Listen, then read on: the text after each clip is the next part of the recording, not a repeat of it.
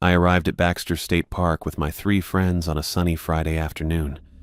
The drive had taken longer than expected, mostly because John insisted on stopping at every outdoors store along the way to check if they had the good gear, whatever that meant. I didn't mind the delays, though I was starting to question why I'd agreed to this trip in the first place. John was the most experienced outdoorsman among us and had planned the whole weekend.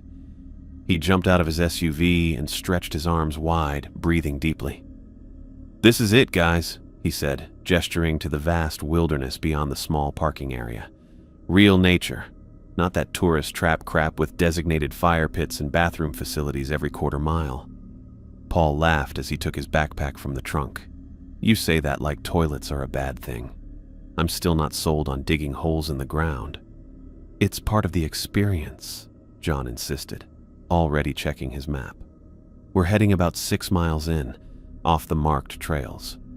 I fixed my backpack, which was already digging into my shoulders. "Off trail? Is that allowed here?" "Technically, yes, but they don't encourage it," John said with a dismissive wave. "That's why we're parking at this secondary lot. Fewer rangers checking in." David, who hadn't talked much on the drive, looked excited. Man, I needed this. A weekend away from emails and Zoom calls before starting the new job.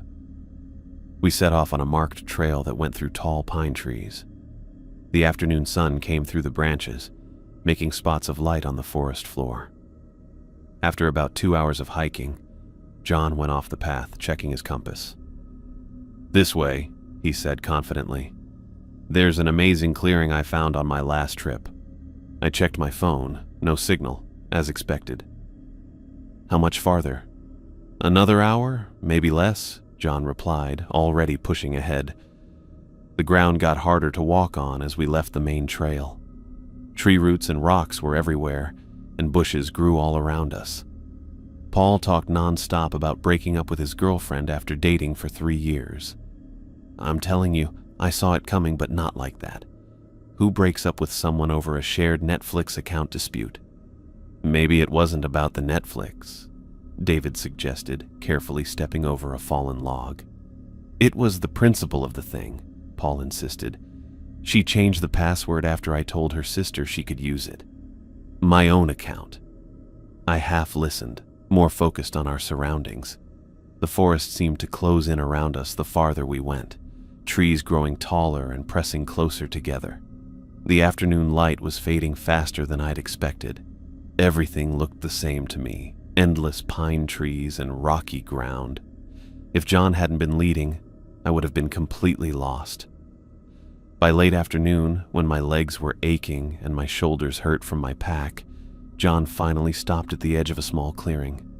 "Here we are," he announced triumphantly. "Home for the weekend." The clearing was maybe 50 feet across, roughly circular, and surrounded by thick pine trees that cut it off from the rest of the forest. A perfect place to camp, or to get murdered without witnesses, my anxious brain helpfully supplied. "This is really remote," I said, dropping my pack with relief. John grinned. "That's the point, Mark. No weekend warriors, no families with screaming kids, just us in the wilderness." We set up our tents around the edge of the clearing. I noticed while hammering in stakes that the ground was really soft, almost spongy with all the old pine needles. It made me wonder how many people had actually been here before us. Not many, I guessed. Once the tents were up, John organized us to collect firewood. "Only dead wood," he instructed. "Nothing green." As I walked at the edge of the clearing picking up fallen branches, I realized how quiet it was. No distant highway sounds, no planes overhead, no voices of other hikers, not even many birds calling. Just the soft sound of pine needles under my boots and the occasional snap of a twig. The silence was weird, like it was too quiet. "You're being paranoid," I mumbled to myself, gathering another armful of sticks. By the time darkness fell, we had a good campfire going in the center of the clearing. John had dug a proper fire pit lined with stones, and the flames made a warm circle of light that didn't quite reach the tree line. Beyond our little island of light, the forest was pitch black. We sat around the fire on logs John had placed as seats. The cooler between us held enough beer for the weekend, and we each grabbed one. The first sip tasted really good after the long hike. "To David's new job," John said, raising his bottle. "Software engineer at, what was it again?" "Meridian Tech," David said with a proud smile. "Finally escaping the startup grind, actual health insurance and everything." "Fancy," Paul teased. "You'll be too good for us peasants soon." David shook his head. "No way. These trips are sacred. Speaking of which, I still can't believe you talked Mark into coming. When was the last time you went camping?" All eyes turned to me. I shrugged, staring into the fire. "Boy Scouts, 6th grade maybe." "And you hated every minute," John laughed. "I remember your mom saying you came home and declared you were an indoor cat." I smiled even though I didn't want to. Still am. But you guys were so excited about this trip, I figured I'd give the great outdoors another shot. The fire crackled, sending sparks upward to meet the stars now visible in the patch of sky above our clearing. Paul launched into another story about his ex, while David talked about his plans for the extra money from his new job. John occasionally poked at the fire, adding more wood when the flames died down. I stayed mostly quiet, nursing my beer, checking out our surroundings. The darkness beyond our campfire seemed to get deeper as the night went on, and I couldn't shake the feeling that we were being watched. Each time I looked into the trees, I saw nothing but blackness. Then I heard it. A sound from somewhere in the forest.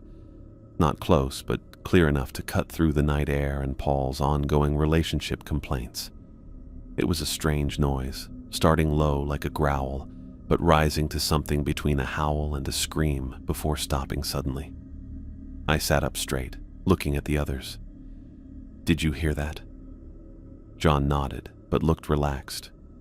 "Fox, probably. Or maybe a coyote. They make weird sounds, especially during mating season." "That didn't sound like any fox I've ever heard," I said. "When's the last time you heard a fox outside of a YouTube video?" John asked with a smirk. Paul laughed. "He's got you there, Mark." I made a face, taking another sip of beer. Fair point. The conversation resumed, but I kept listening. About 20 minutes later, the sound came again, similar but not identical. This time it seemed to come from a different direction, and maybe closer. It started the same way, a low growl rising to that strange howl scream, but ended with a series of shorter vocalizations that made the hair on my arms stand up. David paused mid-sentence. "Okay, that was weird." "Just wildlife," John insisted, though he turned his head toward the sound. "These woods are full of animals we don't see in the suburbs."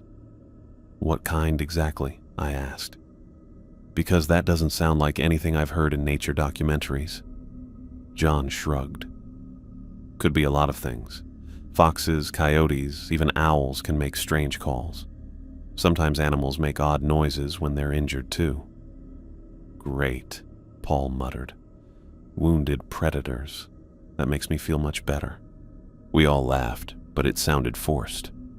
I pulled my jacket tighter around me, though the fire kept the clearing reasonably warm. As the evening went on, we heard the sound several more times. Each time it seemed to come from a different direction, but generally closer to our campsite. The noises were similar, but not identical, changing from a low growl to a high-pitched scream. Between these sounds, the forest was strangely quiet, as if all the normal nighttime animals had gone silent. John kept saying they were normal forest sounds, but I noticed he stopped walking away from the fire to get more wood, instead using what we had already collected nearby. When he needed to pee, he stayed at the edge of the clearing rather than going into the trees like he did earlier. "Maybe we should take turns keeping watch tonight," I suggested after a particularly close-sounding cry made us all jump. John scoffed, but his laugh seemed hollow. "Watch for what?" "Seriously, Mark, it's just animals." "I don't know," David said slowly. "That last one sounded different." "Different how?" Paul asked, his voice pitched slightly higher than normal. David struggled to find the words. "Like it was I don't know, trying different sounds, testing them out. That's ridiculous, John said, but he didn't meet anyone's eyes. Animals don't test out sounds. I stared into the darkness beyond our fire. Some animals mimic, I said quietly. Certain birds. But that doesn't sound like a bird.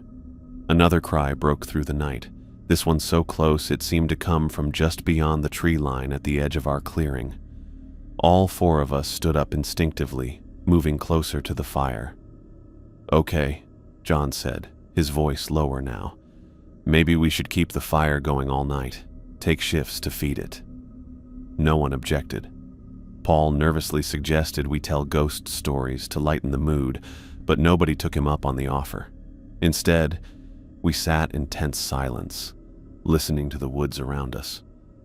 The sounds kept coming on and off, sometimes stopping for half an hour before starting again, each time seeming to come from a different spot around the edge of our clearing. It felt like we were being circled. It's just coincidence, I told myself, not believing it for a second. Animals don't methodically circle a campsite. They don't spend hours calling from different positions around a specific location. By midnight, the strange cries had increased in frequency. The last beer had been opened an hour ago, but nobody was really drinking anymore.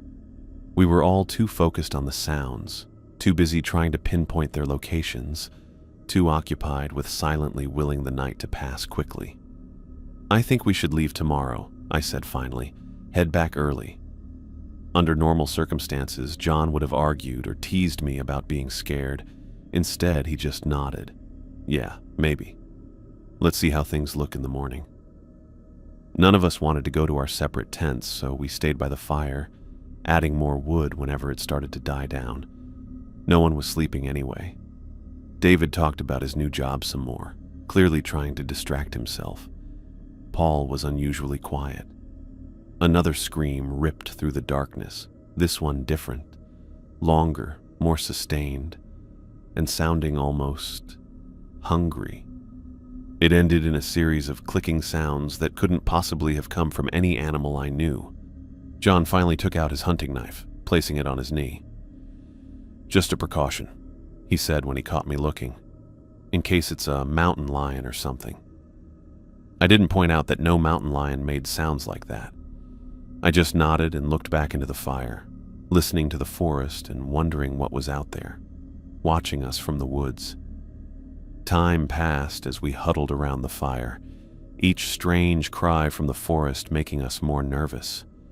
John's digital watch showed it was nearly midnight. What started as occasional distant sounds had now become frequent and way too close. Each noise cut off our attempts at conversation, leaving us staring into the darkness beyond our small circle of firelight. I couldn't take it anymore. The constant tension was worse than whatever might be out there. We should pack up and hike back to the car, I said, breaking the uneasy silence that had fallen between screams. Now, while we can still somewhat see where we're going with the flashlights. John looked away from the tree line and stared at me like I was crazy. In the dark? Through 6 miles of off-trail woods? No way. We'd get lost in 10 minutes. Better lost than whatever's making those sounds finding us here, I argued.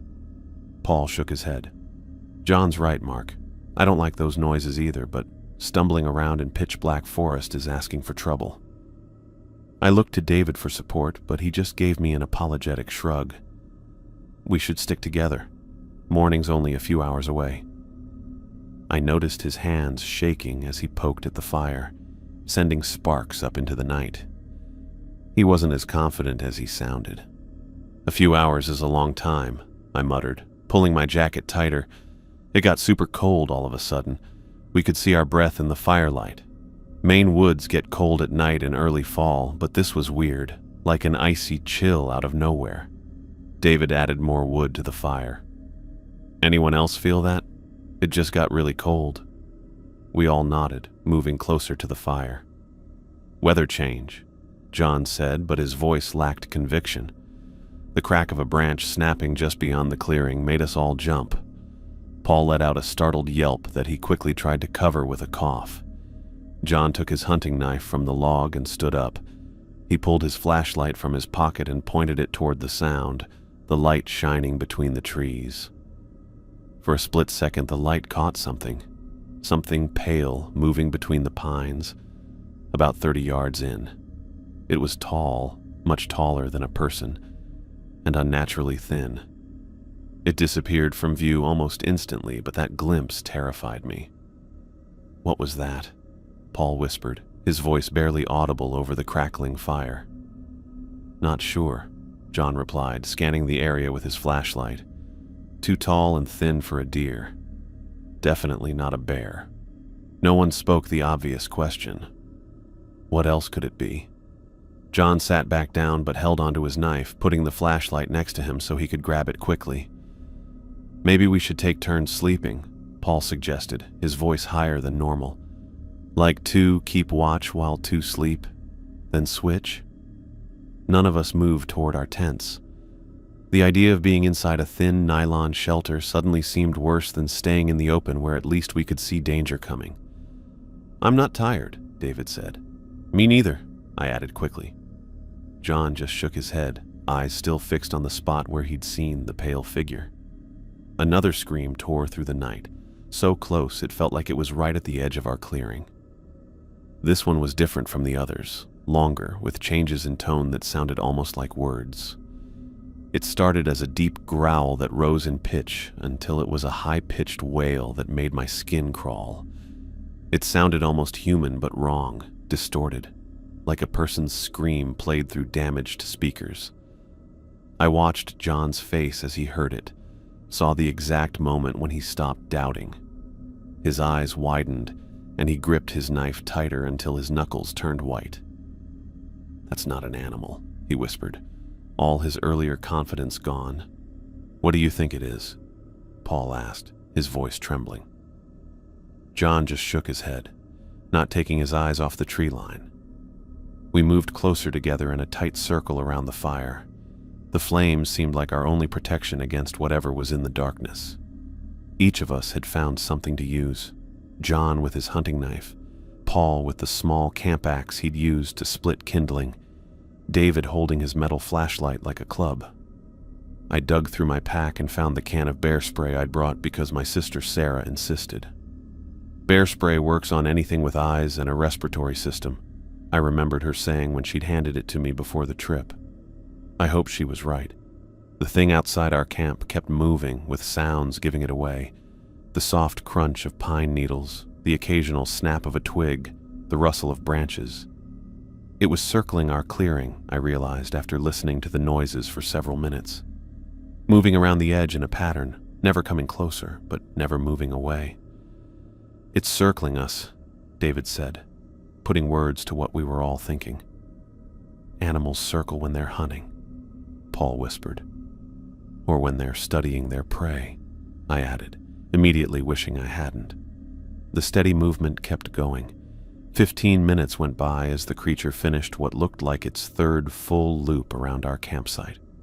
It wasn't just randomly walking around. This thing had a plan. It moved deliberately, stopping here and there like it was checking us out from different spots. "Why doesn't it just leave or attack?" David asked, his voice barely audible. "Why just circle?" None of us had an answer. I thought about the stories I'd read of predators wearing down their prey, making them exhausted before attacking. Or maybe it was just waiting for us to fall asleep.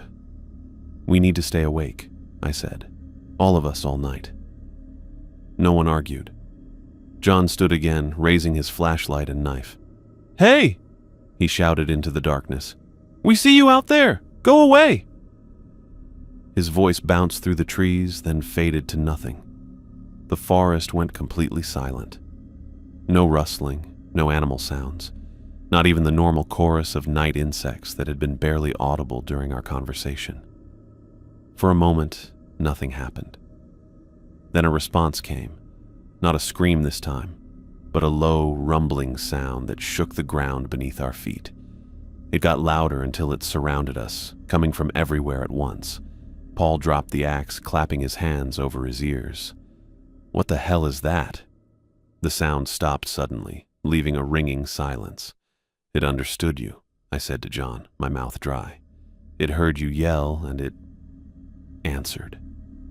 John slowly lowered his knife, his face pale in the firelight. "That's not possible." But the impossible was happening all around us. The temperature had dropped again, cold enough now that I could see frost forming on the pine needles at the edge of our firelight. My fingers were going numb, even though I was right next to the fire.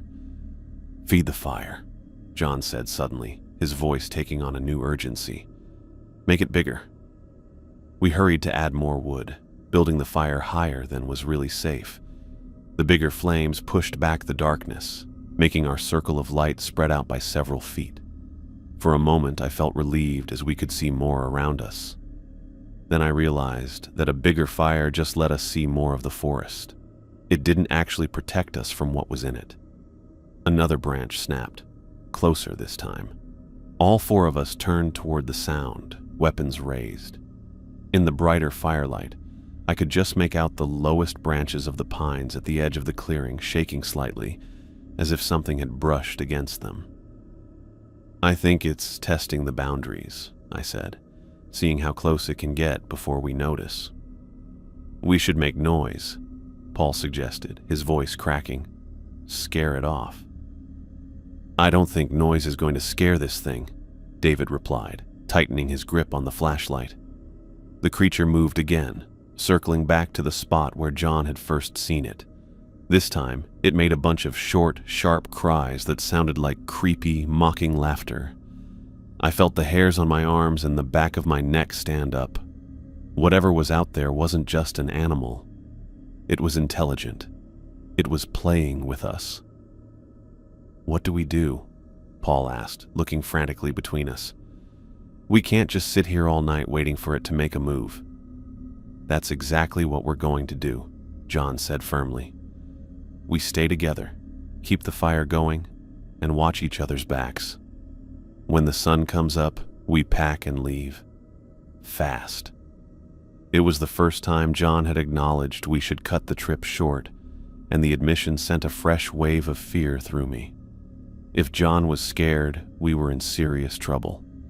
Another scream cut through the night, this one directly behind me. I spun around, raising the bear spray. Nothing was there. "Did you see anything?" I asked, my voice shaking. "No," David said, "but I heard it right there too." "It can throw its voice," John said in disbelief, "or it's moving faster than we can track." Neither option was comforting. We moved our positions, sitting back to back in pairs to cover all approaches to the fire. I ended up facing the north side of the clearing with David at my back. John and Paul watched the other directions. The fire roared between us, our only real comfort in the increasingly hostile night. Time crawled by. Every snap, rustle, or cry made us flinch. I found myself starting to see shapes in the darkness that disappeared when I looked directly at them. Tall, thin figures just beyond the firelight that vanished when I looked right at them. "Is anyone else seeing things?" I asked quietly. "Like what?" John asked sharply. "Shapes. Just for a second, then they're gone." Paul nodded. "I thought I was imagining it." "It's the fear and firelight playing tricks," John said, but he didn't sound convinced. David remained silent, but I could feel the tension in his back pressed against mine. The creature kept going around our camp, but it was moving differently now. It would stop for longer in certain spots, completely still and quiet, then move quickly to another spot. Each time it moved fast, we'd lose track of where it was until it made another sound. "It's learning," I whispered. "Adapting." No one disagreed. The temperature continued to drop. Our breath came out in clouds that lingered in the still air.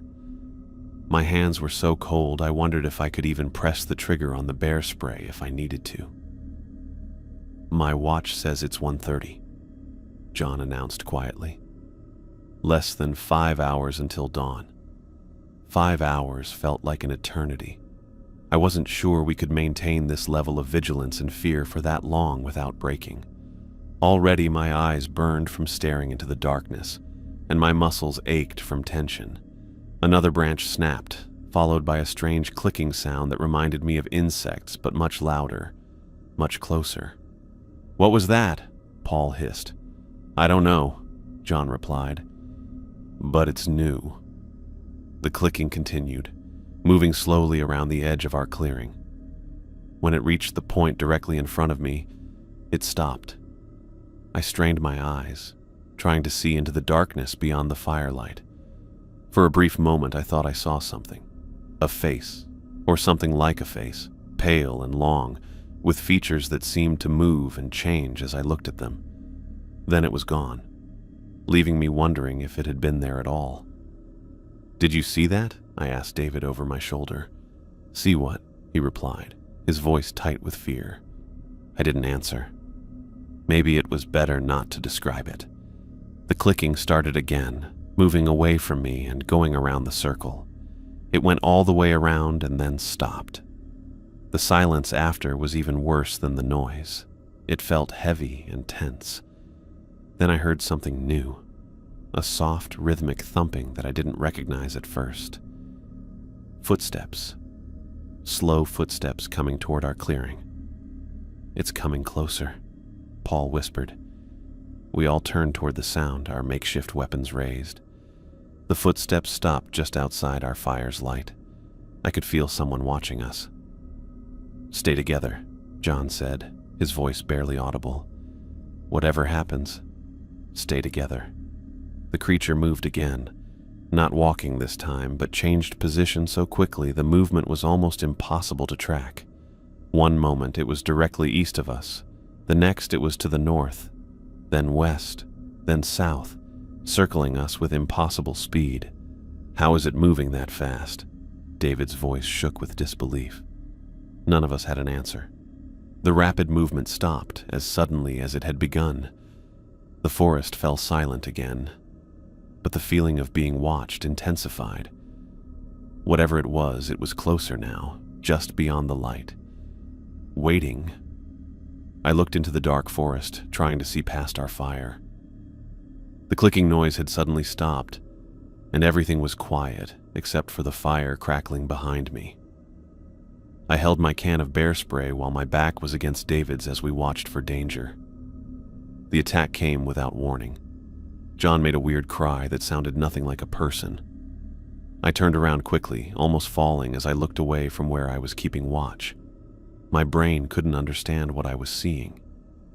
John was hanging in the air, his feet about a foot off the ground. The thing holding him was over 7 feet tall with arms and legs that were way too long for its body. Its face. I couldn't believe what I was looking at. It looked pulled and wrong, like someone had stretched human features out of shape. The skin was a sickly pale color that didn't catch any light from our fire. "John!" Paul screamed. Everything happened too fast. The creature's arm moved in a way arms shouldn't be able to move, stretching toward John's chest. Its hand ended in long, curved claws that tore through John's jacket and into his body easily. Blood sprayed across the campsite, droplets hissing as they hit the fire. John's body went completely limp, his knife falling from his hand to the ground. Paul screamed and ran forward, swinging the camp axe with all his strength. The blade hit the creature's shoulder, cutting into the pale flesh. The thing didn't make a sound, no cry of pain, no reaction at all. It simply turned its head toward Paul, the movement smooth but wrong, like its neck had too many joints. "Run!" David yelled, grabbing my arm so hard it hurt. "Mark, we have to run!" I couldn't move. My body wouldn't work as I watched the creature drop John's lifeless body. It moved toward Paul so fast I could barely see it, getting to him in less than a second. Paul tried to back away, but the creature caught him by the throat, lifting him like he weighed nothing. David yanked on my arm again, pulling me backward toward the trees. I finally could move my feet, and I stumbled away from the fire, still staring at the horrible scene. The creature's other arm reached toward Paul's midsection, claws digging deep. Paul's scream cut through the night, a sound so painful I knew I'd never forget it. Blood poured from the wounds as the creature began to tear. "Go, Mark, go now!" David shoved me hard toward the darkness of the forest. I stumbled backward, my heel catching on a root. David turned away from me, facing the creature with his flashlight raised like a club. "David, no!" I screamed. My friend looked back at me one last time. "Run! Don't stop!" The creature dropped what remained of Paul and moved toward us, covering the distance in 2 impossible strides. David swung the flashlight, the heavy metal connecting with the creature's chest. The impact barely slowed it down. With a casual swipe of its arm, it knocked David to the ground. The thing stood over him, its limbs bending at angles that made my stomach turn. Something finally broke through my paralysis. Pure terror jolted through my body, and I turned and ran blindly into the forest. Branches whipped at my face as I crashed through the bushes, away from the firelight, away from my friends, away from that thing. Behind me, David's screams carried through the trees, desperate, agonized sounds that abruptly stopped, leaving only the crashing of my own movement through the forest. I ran without direction or thought. My lungs burned with each gasping breath. I tripped over roots and rocks, falling hard only to scramble back up and keep running. Blood ran down my face from where branches had cut my skin, mixing with tears I hadn't realized I was crying. Trees stood tall around me, indistinguishable in the darkness. I had no flashlight, no sense of direction. The only thing that mattered was distance, getting as far away from the campsite as possible. My foot caught on something, a fallen log or large root, and I went down hard, landing face first in the cold forest floor. The impact knocked the wind from my lungs, leaving me gasping and disoriented. For a moment I lay there, unable to move, listening intently for any sound of pursuit. The forest was quiet. No screams, no unnatural movements in the darkness, just the soft rustle of wind through pine needles and my own ragged breathing. I pushed myself up, wiping dirt and blood from my face with a shaking hand. My pack was gone, lost in the initial panic or torn off by branches during my flight. With it went my water, food, flashlight, and extra clothing. All I had was my phone in my pocket and the bear spray, both useless against what had attacked us. A branch snapped somewhere behind me. I didn't wait to see what caused it. I scrambled to my feet and took off again, ignoring the pain shooting through my ankle and the stitch burning in my side. Pure terror drove me forward, deeper into the dark forest. John, Paul, David. The images of their deaths played on repeat in my mind. The impossible creature with its wrong movements and emotionless efficiency. The blood. So much blood. I ran until my legs refused to carry me anymore, finally collapsing against the base of a large pine tree. My chest heaved with each painful breath.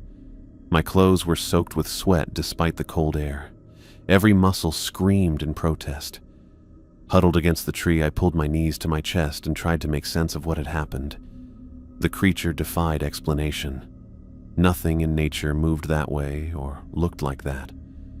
The way its limbs extended, the way it showed no reaction to Paul's axe. It wasn't natural. It wasn't anything I could understand. My friends were dead. The reality of it hit me like a physical blow. They were dead, torn apart by something impossible, while I had run away. Guilt mixed with the terror in my gut, making me nauseous. A sound cut through the night, that same unnatural cry I'd been hearing all evening, but now, from somewhere behind me, it was following, hunting. I pushed myself up on trembling legs and started moving again, slower now, but still driven by the need to escape. I had no idea which direction I was heading. The dense tree cover above blocked any view of the stars that might have helped me navigate. All I could do was keep the sounds of pursuit behind me and pray that dawn would come soon. The forest seemed to stretch endlessly in every direction. Each tree looked identical to the last, each shadow potentially hiding the creature. My foot caught in a tangle of bushes, and I went down again, rolling down a slight incline before coming to rest in a small depression in the earth. I lay there, too exhausted to move immediately, listening to the sounds of the forest around me. The creature's cries had stopped, or perhaps I'd put enough distance between us that I could no longer hear them. My hands shook as I pulled my phone from my pocket. The screen lit up, painfully bright in the darkness. Still no signal, as expected, this deep in the park. The time showed 3:17 a.m., hours until dawn. I tucked the phone away and forced myself to my feet once more. I couldn't stay in one place. I had to keep moving, had to find my way out of these woods and back to civilization. I had to tell someone what happened, even if they wouldn't believe me. I picked a direction that seemed slightly less dense with trees and started walking, every sense straining for any sign of the creature. The adrenaline that had carried me this far was beginning to fade, leaving me shaky and lightheaded. But the memory of what happened at the campsite was enough to keep me moving forward, one painful step at a time, through the endless, dark forest. I lay in the ravine, breathing hard and painfully. The first gray light of dawn came through the pine branches above me, making light shadows across the forest floor. My legs had finally given out after hours of running, and I fell down into this small dip in the ground where I now stayed, too tired to move. Every few minutes, I lifted my head just enough to look around and listen for anyone following me. The forest was full of normal morning sounds, birds calling to each other, small animals moving in the bushes. These normal sounds should have made me feel better, but each one made me jump, sure that the creature had found me again. I couldn't stop thinking about what happened at the campsite. John hanging in the air, the creature's claws ripping through his chest, Paul trying to fight back, David's last moments as he died so I could get away. The pictures kept playing in my head, getting clearer instead of fading. The way the creature moved, all wrong, with joints bending in ways they shouldn't, the pale skin that seemed to suck up light, the face that my brain still couldn't understand.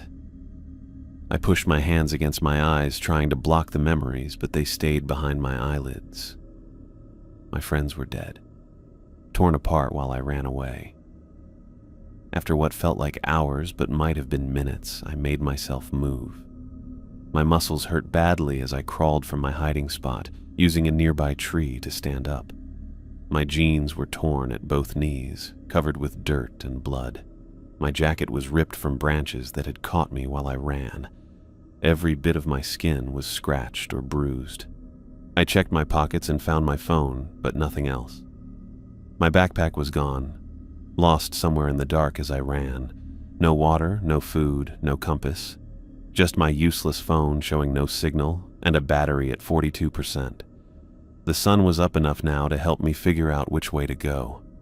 East, I decided, looking at where it was through the trees. East would eventually lead to roads, to people, to safety. I had no idea how far I'd run during the night or exactly where I was in the park, but going east seemed like my best chance. I started walking, and each step sent pain through my ankle. I must have twisted it when I fell. My throat was dry and my stomach hurt from hunger and fear, but physical pain wasn't as bad as what I had seen. Every few steps I looked behind me, sure I would see that pale figure moving between the trees. The daylight should have made me feel better, but the creature had attacked at our campfire. It didn't seem afraid of light. Still, I hoped like a child that daylight meant safety as I limped through the endless trees. Hours passed. The forest looked the same everywhere. Pine trees as far as I could see, with occasional rocks or fallen logs. I tried to walk in a straight line, using the sun to keep heading east, but I had to go around thick bushes or steep drops. My mouth was so dry that my tongue felt big. When I found a small stream running through the forest floor, I dropped to my knees beside it, scooped the cold water in my hands, and drank like crazy. I didn't worry about germs. Being too thirsty would kill me faster than anything in this water. As I knelt there, hands in the icy stream, a twig broke somewhere behind me. I stopped moving, water dripping between my fingers. Slowly, I turned my head, looking at the trees. Nothing moved. The forest got quiet again, the morning birds suddenly silent. I got to my feet quickly, ignoring the pain in my ankle, and started moving faster. The water had given me some energy to pick up my pace, even with growing blisters on my feet. Every sound made me jump. A pine cone falling to the ground, a squirrel running up a tree, the wind moving through branches. My nerves were so bad that normal forest sounds became scary, each one sending a new rush of fear through my body. By what I guessed was mid-afternoon, the trees began to thin a little. The change was small at first, just more light reaching the ground, the bushes getting thicker with the extra sunlight. Then I noticed the trees were smaller, younger. I was reaching the edge of old-growth forest. Hope filled me for the first time since I'd run from the campsite. Where the old forest ended, I might find people. I pushed harder, ignoring the pain shooting through my leg with each step. The trees kept getting thinner until I stumbled into what looked like a clear-cut area that had partly grown back. And there, cutting through the new growth, was a dirt road, narrow and bumpy, but definitely a road, a logging road. It had to connect to something bigger eventually. I almost cried with relief as I stepped onto its hard surface. After hours of walking on uneven forest ground, the smoother dirt felt amazing under my feet. I went downhill, thinking it would lead toward people rather than deeper into the forest. The road curved through the trees, sometimes getting wider in spots where logging equipment had once parked. I kept a steady pace, still looking over my shoulder every few minutes. The creature might stick to its own area, like most animals, but I couldn't shake the feeling that it was still out there, following me. The sun was low in the sky when the dirt road finally met asphalt. A real highway, with yellow lines down the middle and markers along the edges. I stood at the meeting point, looking both ways down the empty road, not sure which way would bring help faster. In the end, it didn't matter. I just walked to the middle of the highway and sat down, too tired to go any further. Someone would come along eventually. All I had to do was wait. 20 minutes later, I heard an engine. I struggled to my feet, waving my arms as a pickup truck came around the bend. The driver slowed, then pulled over about 20 feet away, looking at me carefully through the window. I didn't blame him for being careful. I must have looked crazy. Clothes torn, face scratched and bloody, eyes wild from being tired and scared. The driver rolled down his window but stayed in his truck. "You okay, buddy?" he called, keeping the engine running. "No," I managed to croak, my voice raw from thirst and disuse. "My friends, they're dead. There was something in the woods." The man's expression changed from wariness to concern. He reached for his phone. "I'm calling 911. You just stay right there." I nodded, sitting back down on the asphalt. I could hear him talking to the emergency dispatcher, describing my condition and location. I barely heard what he was saying. Now that I had reached safety, all the energy that had kept me going was running out, leaving me empty and shaking. The truck driver eventually came over, offering me a bottle of water and a blanket from behind his seat. I drank the water in big gulps while he put the blanket around my shoulders. "Ambulance is on the way," he said, keeping a respectful distance. "You want to tell me what happened?" I opened my mouth, then closed it again. How could I possibly explain what I'd seen? "Bear attack," I finally said, the lie tasting awful. "It got my friends." The man nodded, accepting this without question. Bears were common in these woods. What I'd actually seen was not. The ambulance arrived 20 minutes later, with a police car right behind it. The paramedics checked me over, noting my dehydration, sprained ankle, and the many cuts and bruises on my body. They put me on a stretcher even though I said I could walk, and soon I was in the ambulance heading back to town. At Millinocket Regional Hospital, they took me to an exam room where doctors cleaned my wounds, put a brace on my ankle, and gave me IV fluids. A nurse took my information, calling my emergency contact, my sister Sarah, while a doctor looked at the deeper cuts on my face and arms. 2 police officers came in as the doctor was finishing. They introduced themselves as Officer Daniels and Officer Martinez from the Maine State Police. Officer Daniels was older, with gray hair at his temples and looked like someone who spent lots of time outdoors. Officer Martinez was younger, with her dark hair in a tight bun and a professional expression. "Mr. Wilson," Daniels began, pulling up a chair beside my bed. "We understand you've been through something traumatic. When you're ready, we'd like to hear what happened." I looked between them, knowing how my story would sound. "We were camping," I started, my voice still rough. "Off-trail in Baxter State Park. 4 of us, me, John Thompson, Paul Mitchell, and David Rodriguez." "Where exactly was your campsite?" Martinez asked, notebook in hand. I tried to describe the location as best I could, explaining how John had taken us off the marked trail to a clearing he'd found on a previous trip. The officers gave each other a look that told me they already knew we shouldn't have been camping there. "What happened at the campsite?" Daniels prompted when I fell silent. I took a deep breath. "We were attacked. At night. It killed my friends." "A bear?" Martinez suggested, pen poised above her notebook. This was my chance to tell the truth, to describe the impossible creature I'd seen, but the words stuck in my throat. They wouldn't believe me. No one would. I'd be tagged as traumatized at best, delusional at worst. "I think so," I said finally. "It was dark. Everything happened so fast." Daniels nodded, his face looking both understanding and doubtful. "And you managed to get away?" "I ran. All night, I just ran." That much at least was true. They asked more questions about our equipment, whether we had food stored properly, if anyone had brought weapons. I answered without thinking much, keeping to facts that wouldn't sound crazy. Yes, John had a hunting knife. No, we didn't have a gun. Yes, our food was hung in a tree away from the campsite. "We'll organize a search party first thing tomorrow morning," Daniels said when they'd finished. "Try to locate your friends and recover your belongings." I nodded, knowing what they would find. Not bear victims, something much worse. "Get some rest, Mr. Wilson," Martinez added as they prepared to leave.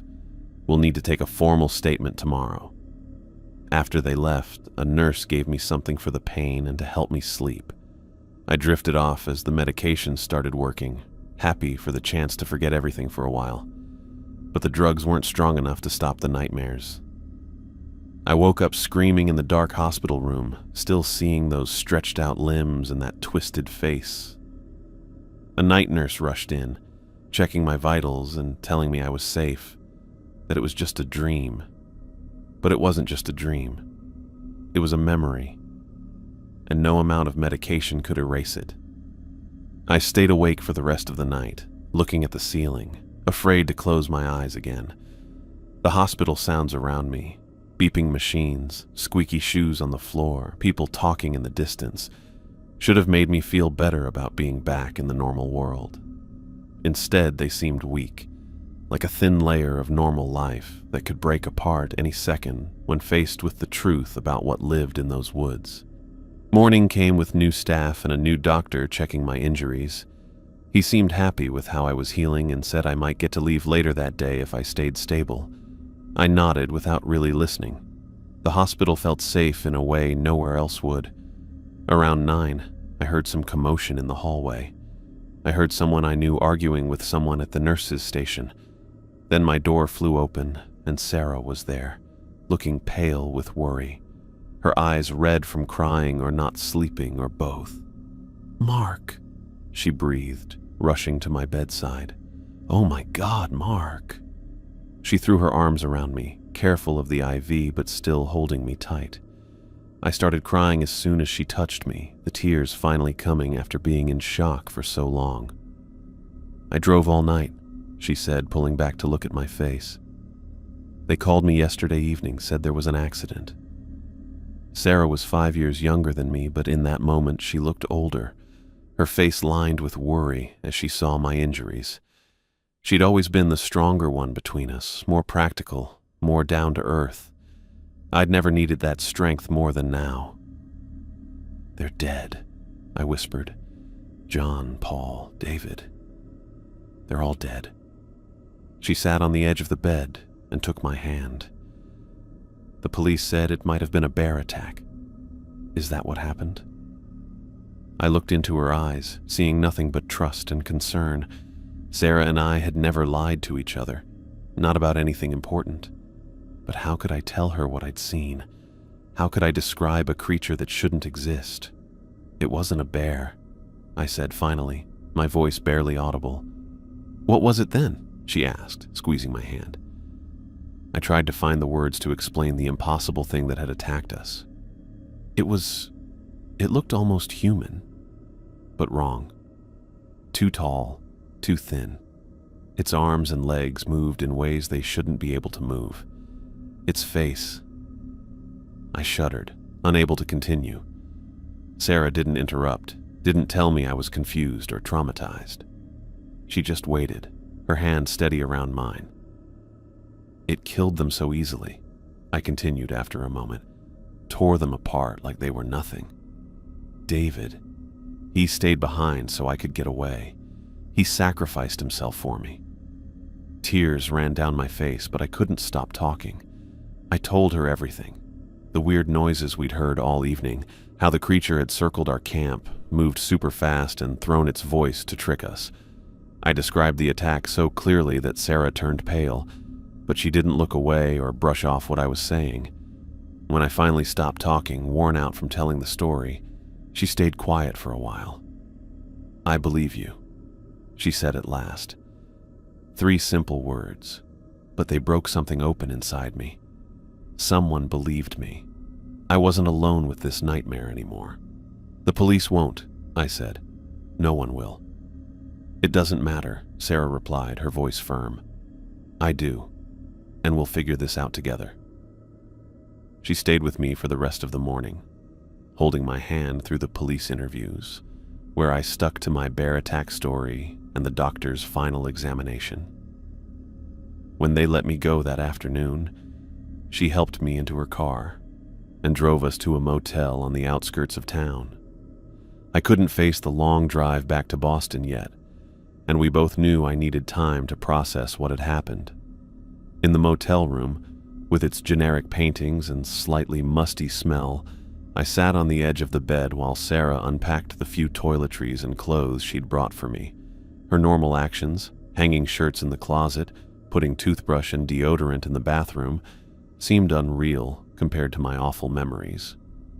"The search party will have reached the campsite by now," I said, checking the time on the bedside clock. Sarah paused in her unpacking. "What do you think they'll find?" I shook my head. "Bodies. What's left of them, but they'll blame it on animals. Bears, wolves, scavengers. They'll say we did something wrong, stored food improperly, surprised a mother with cubs. They'll find a rational explanation because the truth is too impossible." She sat beside me on the bed. "Then we find the truth ourselves. If this thing is real, there must be evidence. Other attacks, other sightings." I looked at her, surprised by her practical approach. "You really believe me?" "Of course I do," she said simply. "You're my brother. You don't make things up, and you're not crazy. If you say you saw something inhuman in those woods, then that's what you saw." For the first time since leaving the forest, I felt a bit of peace. Sarah believed me, and maybe, with her help, I could find answers about what had killed my friends, and why I had been allowed to escape. 3 days passed in a blur of medication, nightmares, and brief moments of clarity. The hospital room became my entire world. Its beige walls, the constant beeping of monitors, and the quiet talks of medical staff outside my door. Sarah stayed with me as much as they would allow, sleeping in the uncomfortable visitor's chair. I kept telling her to get a proper bed at a nearby motel, but she wouldn't listen. I was picking at a bland hospital lunch when a knock came at my door. A tall man with salt and pepper hair entered. He wore a dark green uniform with a search and rescue patch on the shoulder. "Mr. Wilson, I'm Michael Cooper, team leader with Baxter State Park Search and Rescue." His voice was deep and measured, the kind that would remain calm during an emergency. "Mind if I sit down?" I nodded, pushing away the half-eaten meal. Sarah sat up in her chair and held my hand on the bed. Michael sat down in the other visitor's chair, took off his cap and put it on his knee. "I wanted to come in person to tell you that we've finished our search." He paused and looked at me. "We found the remains of your friends at the campsite." Even though I knew, had known since I ran away through the darkness, hearing it confirmed made it real in a way it hadn't been before. My throat tightened. "I'm very sorry for your loss," Michael continued. "The official report has been filed with the state police. They've listed the cause as a bear attack." Sarah's hand tightened around mine.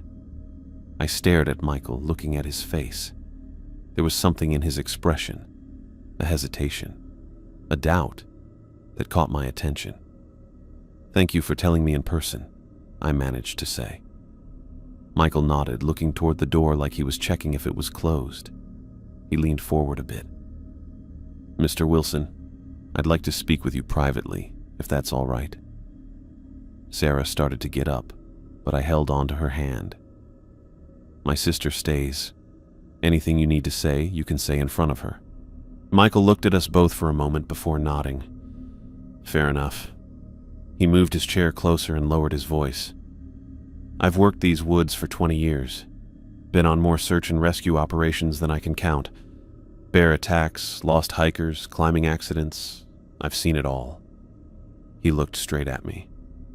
Never seen a bear do that to a human body. The monitor beside my bed beeped faster. Michael reached into his pocket and pulled out his phone. "I took these myself, before the official team arrived. They won't be in any report." He swiped through several photos before handing me the phone. The screen showed a clear image of a track pressed into soft earth. It was large, much larger than a human footprint, with what looked like long toes ending in sharp points. It wasn't a bear track. It wasn't anything I recognized. "Found these all around the perimeter of your campsite," Michael said quietly. "They don't match any known wildlife in the region. Not bear, not moose, not anything in our reference guides." I handed the phone to Sarah, who looked at the image with narrowed eyes. "Did you tell the police?" I asked. Michael took his phone back and put it away. "Tried to. The senior officer said it was probably just messed up bear tracks, maybe mixed with coyote prints. Said I should stick to finding people, not identifying wildlife." His jaw clenched. 20 years in these woods, and they think I can't identify a bear track. "I didn't see a bear," I said, the words coming out before I could stop them. Michael's look sharpened. "What did you see, Mr. Wilson?" I looked at Sarah, who gave me a small nod of encouragement. "Something not natural," I said carefully. "Tall, thin, moved wrong. Its arms and legs were too long, bent in ways they shouldn't." I swallowed hard. Its face was distorted, like someone had taken human features and stretched them. I expected disbelief, maybe even concern for my mental state. Instead, Michael nodded slowly. "These woods have stories," he said. "Old stories that most people dismiss. But when you spend enough time out there, you start to wonder." He stood up, placing his cap back on his head. "You're being released tomorrow, right?" "That's what they tell me," I confirmed. "Be careful, Mr. Wilson. Whatever you saw out there, I don't think it's done with you." With that scary warning, he nodded to Sarah and left, closing the door quietly behind him. Sarah and I sat in silence for a while. "He believed you," she finally said. "Yeah." I leaned back against the pillows, exhausted, despite having done nothing but lie in bed for days. "He did." The next morning, I was sent home with pain meds and sleeping pills. The doctor told me to see a therapist for possible PTSD and gave me a referral that I stuffed in my pocket, knowing I wouldn't use it. How could I tell a therapist what I'd seen without being called crazy? Sarah drove us to a motel outside Millinocket, a one-story building where all the rooms faced the parking lot. The place was clean but old-fashioned, with wood paneling and bedspreads straight out of the 90s. "It's just for a few days," Sarah said as she unlocked the door to our room, "until you feel up to making the drive back to Boston." I nodded, though the thought of returning to my apartment, to my normal life, seemed impossible. How could I go back to software development and weekend brunches after what I'd seen? How could I explain to coworkers and friends why John, Paul, and David wouldn't be around anymore? The room had 2 queen beds, a small table with chairs by the window, and the standard motel bathroom.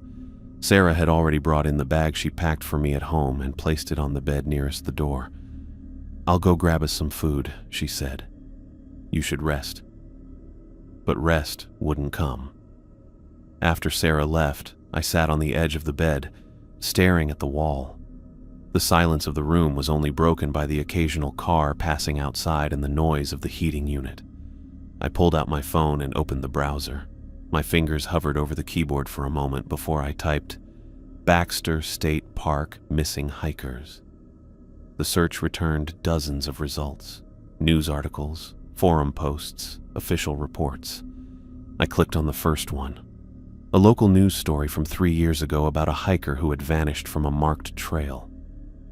His body was found 2 weeks later, the cause of death listed as animal attack. I opened another tab and searched for Baxter State Park unexplained deaths. More results, going back decades. I began reading, making notes on the motel notepad. By the time Sarah returned with takeout containers of pasta, I had filled several pages with dates, names, and locations. A pattern was showing up, one that freaked me out. "What's all this?" Sarah asked, setting the food on the table. I joined her, spreading out my notes. There have been at least 17 unexplained disappearances or deaths in the same general area of the park over the past 50 years. Bodies found with injuries that don't match typical animal attacks. Hikers who vanished without a trace from marked trails. Sarah opened the containers and I could smell garlic and tomato sauce. "You think they're connected to what attacked you?" "Has to be." I pointed to one of my notes. "Look at this one from 1997. 2 campers found dead, a third missing and never recovered. The report mentions unusual tracks at the scene that couldn't be identified." Sarah pushed a container toward me. "Eat while you talk. You need to keep up your strength." I took a few mechanical bites, barely tasting the food. "There's a name that keeps coming up in these articles. A forest ranger named Jessica Parker. She was involved in at least 3 of these incidents, quoted in the news stories." "You want to talk to her?" Sarah said. It wasn't a question. I nodded. She might know something, might have seen something like what I saw. Sarah didn't try to talk me out of it. Instead, she pulled out her own phone. "Let me see if I can find her contact information." We spent the rest of the evening researching, eating cold pasta as we worked. Sarah found a current listing for Jessica Parker in the Baxter State Park Ranger directory. I called the main office, but they wouldn't give out her personal number, only confirming she was still employed there. "We'll have to go through official channels," Sarah said. But I had another idea. In one of the news articles, Jessica had been photographed outside a diner in Millinocket, the Pine Tree Cafe. Local place, probably a regular hangout for park employees. "We'll try the diner tomorrow," I decided. Maybe someone there knows how to reach her. That night, I couldn't sleep even though Sarah was knocked out next to me. Every time I closed my eyes, I kept seeing that creature. How it moved in that weird way. Its twisted face. I saw John hanging in the air, Paul trying to fight it off with the camp axe, and David giving up his life so I could get away. Around 3 in the morning, I gave up trying to sleep. I went to the table by the window and used my phone light to keep researching. I started looking beyond just Baxter State Park, checking for similar stuff happening in other parts of northern Maine. I found more stories. Hikers found dead with weird injuries, hunters who disappeared completely, campers talking about strange noises and tracks. Most people wrote them off as bear attacks, accidents, or people dying from the weather. But reading carefully, I started seeing a pattern across the whole region. By morning, my eyes hurt from being so tired, but I had filled my notepad. When Sarah woke up, she found me still sitting at the table with all my creepy research spread out. "Did you sleep at all?" she asked, concern etching her face. I shook my head. Couldn't. She sat across from me looking at my notes with a worried expression. "Mark, this goes back almost 100 years. "I know." I rubbed my eyes. "Whatever this thing is, it's been hunting in these woods for generations. And somehow no one talks about it. The attacks get reported as bears or accidents and life goes on." Sarah squeezed my hand. "Let's get some coffee in you, then we'll head to that diner and see if we can find your ranger." The Pine Tree Cafe was exactly what I expected. A small-town diner with vinyl booths, a counter with spinning stools, and the smell of coffee and bacon filling everything. A bell rang as we walked in, and several people looked at us, clearly outsiders in this local place. We took a booth near the back where we could see the door. A middle-aged waitress brought us menus and coffee without being asked. Her name tag said, Darlene. "Just passing through?" she asked as she poured. "Actually, we're looking for someone," Sarah said.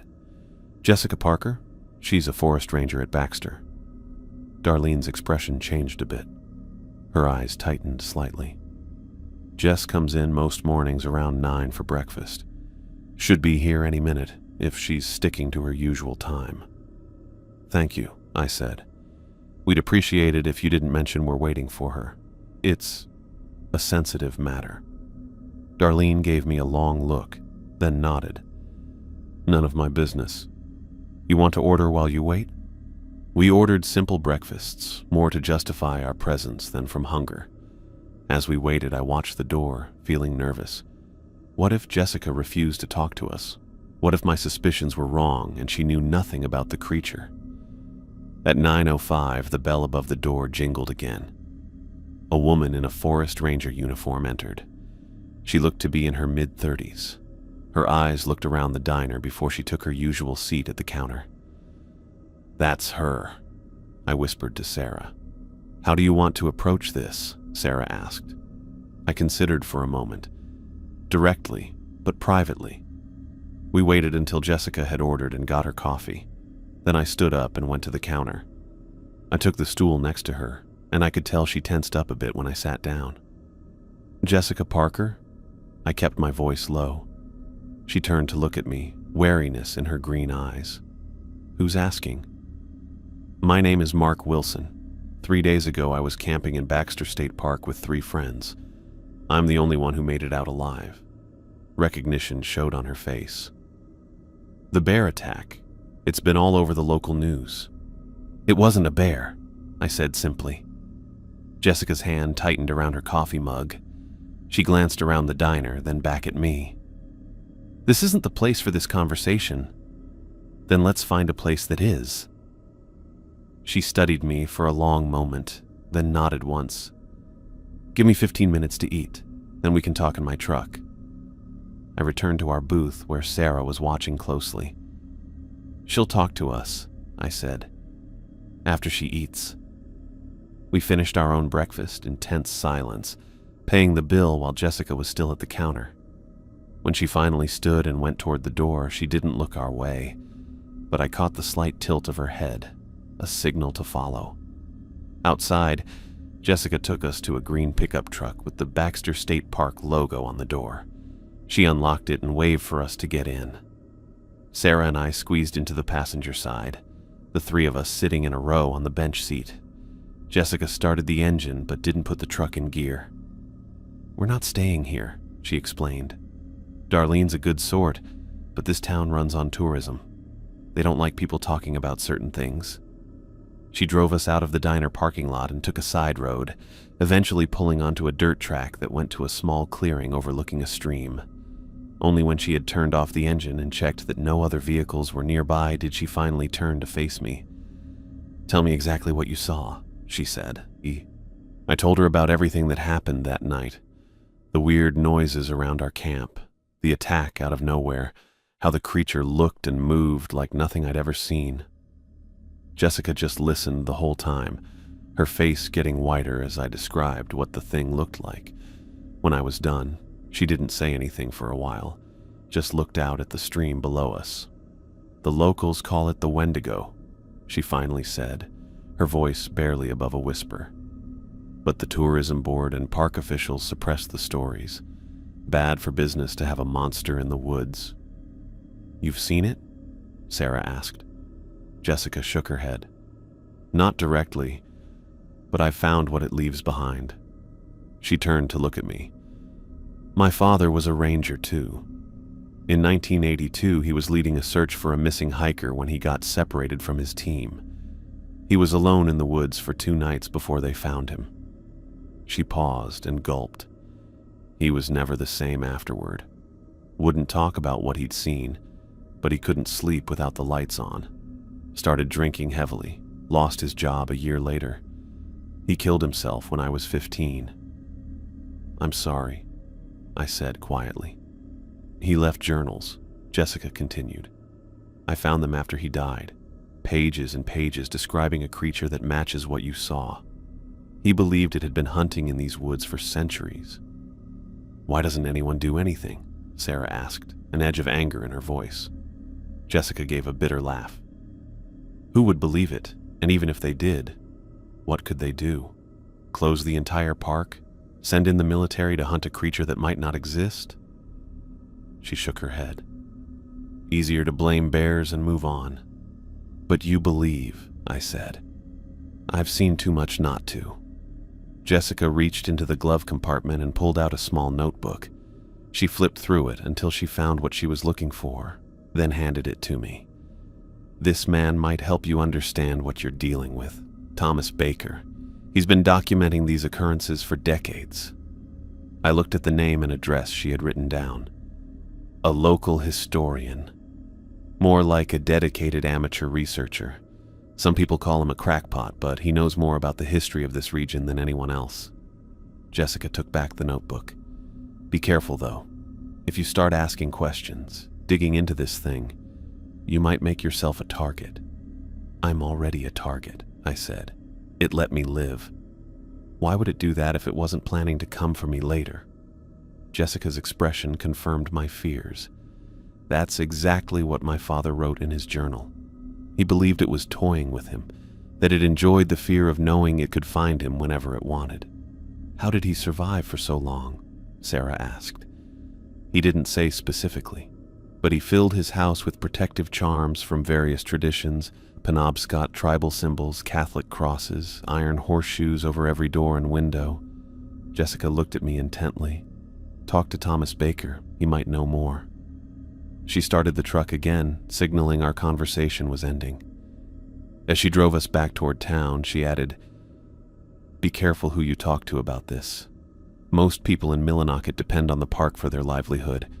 They don't want to hear about monsters scaring away tourists."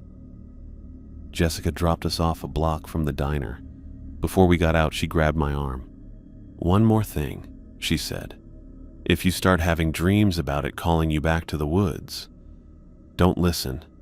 That's how it lures people." With that final warning, she drove away, leaving Sarah and me standing on the sidewalk. "What now?" Sarah asked. I looked down at the address I'd copied from Jessica's notebook. "We find Thomas Baker." I followed the directions on the scrap of paper Jessica had given us, guiding Sarah down a narrow dirt road that cut through thick pine forest. The road got rougher the further we drove until it was little more than 2 tire tracks going through the brush. After nearly missing the turnoff, marked only by an old mailbox with no name, we found ourselves approaching a small cabin back among the trees. "This is it," I said, checking the address one last time. The cabin looked like it was part of the forest. Its log walls had darkened over time, and the metal roof was spotted with rust and pine needles. Smoke came from a stone chimney, the only sign someone might be home. Sarah parked beside a very old pickup truck that had more rust than paint. "Are you sure about this?" she asked, looking at the isolated cabin. "No," I admitted. "But what choice do I have?" We approached the front porch, and the wooden boards creaked under our weight. Before I could knock, the door swung open. An old man stood there with white hair and a beard. He was thin but muscular, with deep lines on his face and bright blue eyes that looked alert. "Been expecting you," he said, his voice rough but strong. Word travels fast when strangers start asking questions about things folks don't like to discuss. "Mr. Baker?" I asked. "Thomas Baker?" He nodded once. "Jessica called. Said you'd be coming." He stepped back from the doorway. "Well, don't just stand there letting the heat out." Sarah and I looked at each other before going inside. The cabin was smaller than it looked from outside, and every surface was covered with papers, books, maps, and newspaper clippings pinned to the walls. A wood stove in the corner made the place nice and warm compared to the cold fall air. "Sit," Thomas said, gesturing to a small table with 3 chairs. "Coffee's hot." He poured 3 mugs from an old percolator on the stove without asking if we wanted any. I took the offered cup. Thomas sat in a chair across from me and stared at me intensely. "You're the one who got away," he said. It wasn't a question. "Yes," I replied. "My name is Mark Wilson. This is my sister, Sarah." Thomas nodded to Sarah but kept his focus on me. "Tell me everything. Don't leave anything out, no matter how strange it might sound." So I did. I recounted the entire experience from the beginning. The hike-off trail, the strange clearing, the sounds that circled our camp throughout the evening. I described the attack in detail, forcing myself to remember every horrific moment. John suspended in the air, Paul's attempt to fight back, David's sacrifice. I explained how I had run through the night, certain the creature was following me, playing with me. Throughout my account, Thomas stayed quiet. He didn't interrupt or ask questions, just listened really closely in a way that made me nervous. When I finally finished, the cabin was quiet except for the occasional pop from the wood stove. Thomas took a long sip of his coffee, then set the mug down carefully. "You survived," he said finally. "Not many do." He got up and walked to a bookshelf packed with books. After looking around for a moment, he pulled out an old journal. He came back to the table and put it between us. The Penobscot tribe had legends about a creature that hunted in these woods, he explained, opening the journal to reveal pages of handwritten notes and sketches. They called it by a different name, but the description matches what you saw. He turned the journal toward me. The page showed a drawing from the 1800s of a tall, skinny, human-like shape with super long arms and legs. The face was partly hidden, but what I could see matched the weird face I remembered all too well. My hand shook as I touched the edge of the page. "This is it," I whispered. "This is exactly what I saw." Thomas nodded, turning to another page. According to the stories, the creature was once human, but changed after eating people during a harsh winter. It now isn't fully alive or dead, feeding on human flesh and fear. Sarah leaned forward, looking at the journal. "If these stories are so old, why haven't more people seen it? Why isn't it common knowledge?"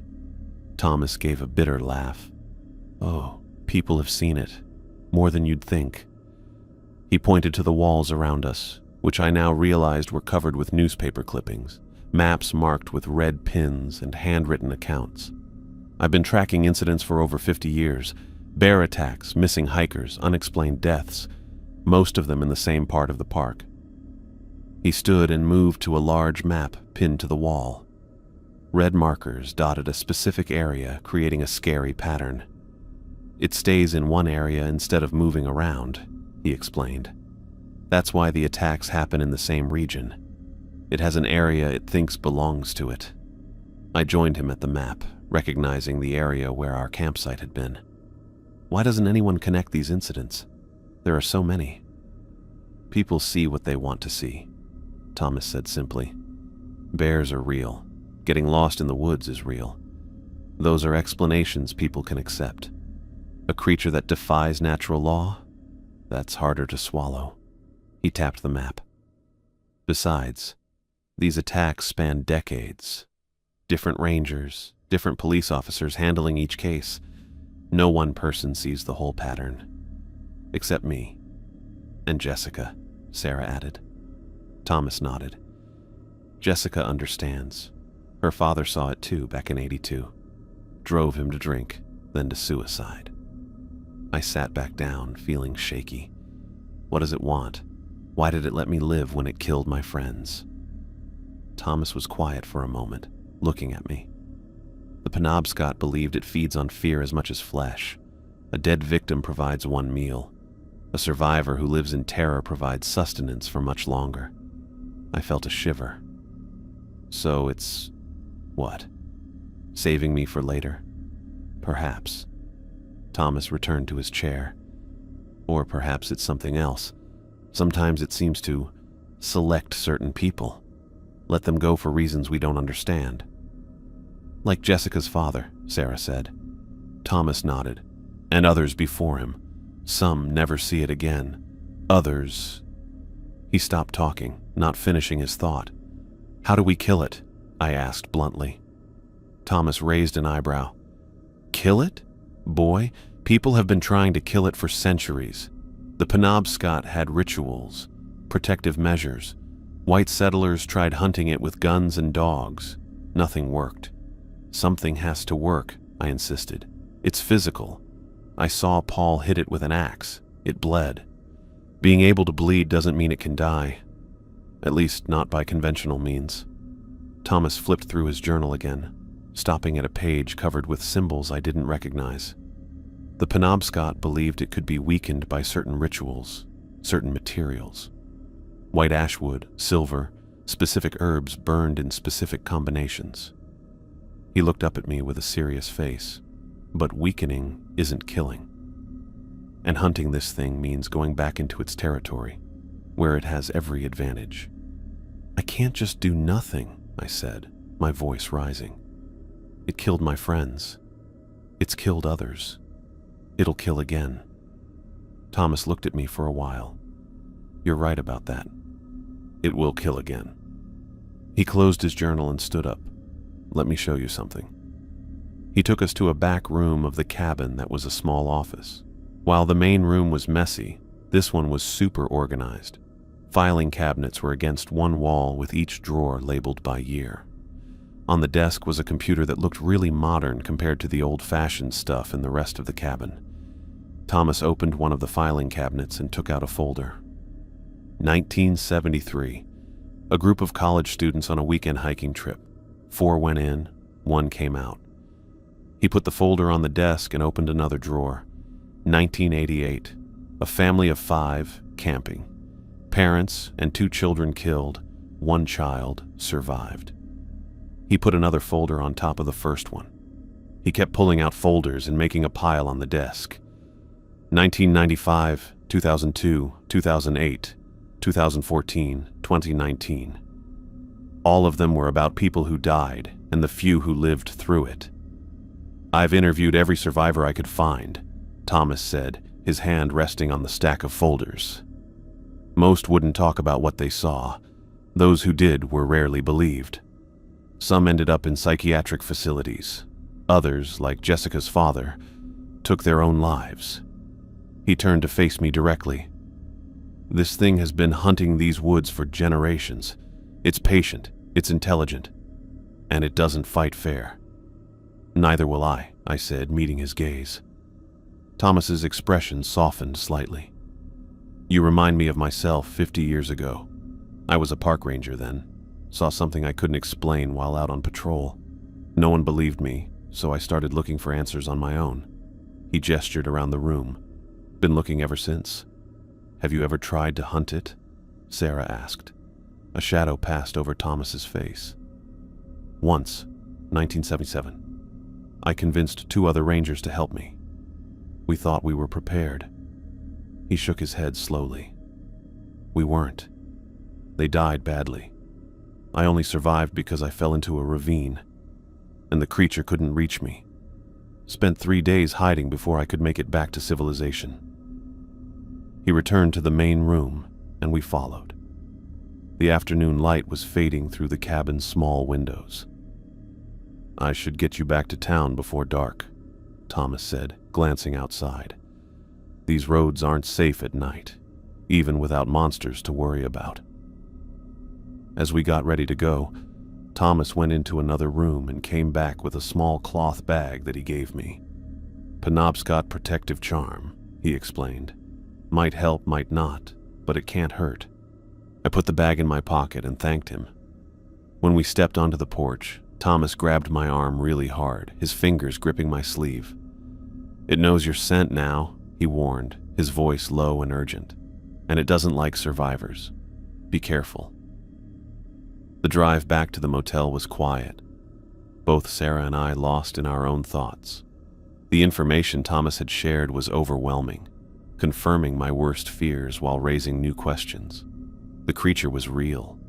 It had been hunting these woods for generations, and now, for whatever reason, it had let me live. "What are you thinking?" Sarah finally asked as we pulled into the motel parking lot. "I'm thinking I need to end this," I said. Somehow. Sarah didn't argue, which surprised me. Instead, she simply nodded. "We'll figure it out. Together." That night, I dreamed of the clearing again. In the dream, I was alone, standing by the dead campfire. The moon was full, shining silver light across the spongy ground. From the surrounding forest came soft voices, not the creature's weird cries, but human voices. John, Paul, David, calling my name, asking why I had left them, why I had run while they died. I woke up suddenly, my t-shirt soaked with sweat, in the cold room. The digital clock on the nightstand showed 3:17 a.m., the exact time I checked my phone that night in the forest. Sarah slept soundly in the other bed, not bothered by my nightmare. As I calmed down, I heard a sound, a light scratching coming from the window. At first, I thought it might be a tree branch, but our room faced the parking lot, with no trees nearby. The scratching continued, steady and rhythmic. Scratch, scratch, pause. Scratch, scratch, pause. I got out of bed feeling scared. The curtains were closed, blocking any view of what might be outside. Part of me wanted to wake Sarah, but another part, the part that had survived that night in the woods, needed to face this alone. With a shaky hand, I reached for the edge of the curtain. The scratching stopped, as if whatever was making the sound knew I was coming closer. I paused, then pulled the fabric back in one quick motion. The window was empty, no face, no one standing in the parking lot. But scratched into the glass that I could see in the light from the parking lot were fresh claw marks. 3 parallel lines, too neat to be random, too obviously meant to be a message. I let the curtain fall back into place and went back to bed, but I couldn't sleep now. I stayed awake until morning, listening for any sound outside our room. The claw marks on the glass stuck in my mind. When Sarah woke up, she found me already dressed, my few belongings packed in the small bag she had brought me from home. "Mark, what are you doing?" she asked, sitting up and rubbing sleep from her eyes. I pointed to the window. Sarah got up and pulled back the curtain, gasping when she saw the marks. "It was here," she whispered. "Last night?" I nodded. "It found me, just like Thomas said it would." Sarah turned to me, her expression getting serious. "What do we do?" "We need to end this," I told her, zipping my bag closed with finality, "or I'll never be free." Chapter 6. I followed the directions on the scrap of paper Jessica had given us, guiding Sarah down a narrow dirt road that wound through thick pine forest. The road got worse the further we drove, until it was just 2 tire tracks cutting through the bushes. After nearly missing the turnoff, marked only by an old mailbox with no name, we pulled up to a small cabin tucked among the trees. "This is it," I said, checking the address one last time. The cabin looked like it had popped up from the forest floor. Its log walls had darkened with age, and the metal roof was spotted with rust and pine needles. Smoke rose from a stone chimney, the only sign someone might be home. Sarah parked beside a very old pickup truck that had more rust than paint. "Are you sure about this?" she asked, looking at the isolated cabin. "No," I admitted, "but what choice do I have?" We walked up to the front porch and the wooden boards creaked under our feet. Before I could knock, the door opened. An old man with white hair and a beard stood there. His bright blue eyes looked alert. "Been expecting you," he said, his voice rough but strong. "Word travels fast when strangers start asking questions about things folks don't like to discuss." "Mr. Baker?" I asked. "Thomas Baker?" He nodded once. "Jessica called. Said you'd be coming." He stepped back from the doorway. "Well, don't just stand there letting the heat out." Sarah and I looked at each other before going inside. The cabin was smaller than it seemed from outside, and papers, books, maps, and newspaper clippings covered every surface in the walls. A wood stove in the corner gave off welcome heat against the autumn chill. "Sit," Thomas said, gesturing to a small table with 3 chairs. "Coffee's hot." He poured 3 mugs from a battered percolator on the stove without asking if we wanted any. I took the cup, happy for something warm to hold. Thomas sat down in a chair across from me, his blue eyes studying my face way too closely. "You're the one who got away," he said. It wasn't a question. "Yes," I replied. "My name is Mark Wilson. This is my sister, Sarah." Thomas nodded to Sarah but kept his focus on me. "Tell me everything. Don't leave anything out, no matter how strange it might sound." So I did. I recounted the entire experience from the beginning. The hike off trail, the strange clearing, the sounds that had circled our camp throughout the evening. I described the attack in detail, forcing myself to remember every horrific moment. John suspended in the air, Paul's attempt to fight back, David's sacrifice. I explained how I had run through the night, certain the creature was following me, playing with me. Throughout my account, Thomas stayed quiet, his hands wrapped around his coffee mug, his eyes never leaving my face. He didn't interrupt, didn't question, just listened with an intensity that made me uncomfortable. When I finally finished, the cabin was quiet, except for the occasional pop from the wood stove. Thomas took a long sip of his coffee, then set the mug down carefully. "You survived," he said finally. "Not many do." He got up and walked over to a bookshelf packed with books of different ages and sizes. After looking for a bit, he pulled out an old leather journal with a cracked cover. He came back to the table and set it down between us. "The Penobscot tribe had legends about a creature that hunted in these woods," he explained, opening the journal to reveal pages of handwritten notes and sketches. "They called it by a different name, but the description matches what you saw." He turned the journal toward me. The page showed a detailed sketch from the 1800s of a tall, skinny humanoid with really long limbs. The face was partly hidden, but what I could see matched the weird features I remembered too well.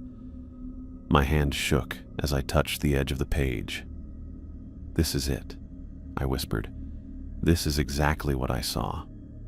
Thomas nodded, turning to another page. According to the stories, the creature was once human, but changed after eating other people during a harsh winter. It now lives somewhere between life and death, eating human flesh and fear. Sarah leaned closer, looking at the journal. If these stories are so old, why haven't more people seen it? Why isn't it common knowledge? Thomas gave a bitter laugh. "Oh, people have seen it. More than you'd think." He pointed to the walls around us, which were covered with newspaper clippings, maps with red pins, and handwritten notes. "I've been tracking incidents for over 50 years. Bear attacks, missing hikers, unexplained deaths, most of them in the same part of the park." He got up and went to a large map on the wall. Red markers were clustered in one specific area. "It stays in its territory instead of moving around," he explained. That's why the attacks happen in the same region. It has a hunting ground it thinks belongs to it. I joined him at the map, recognizing the area where our campsite had been. Why doesn't anyone connect these incidents? There are so many. People see what they want to see. Thomas said simply. Bears are real. Getting lost in the woods is real. Those are explanations people can accept. A creature that defies natural law? That's harder to swallow. He tapped the map. Besides, these attacks span decades. Different rangers, different police officers handling each case. No one person sees the whole pattern, except me.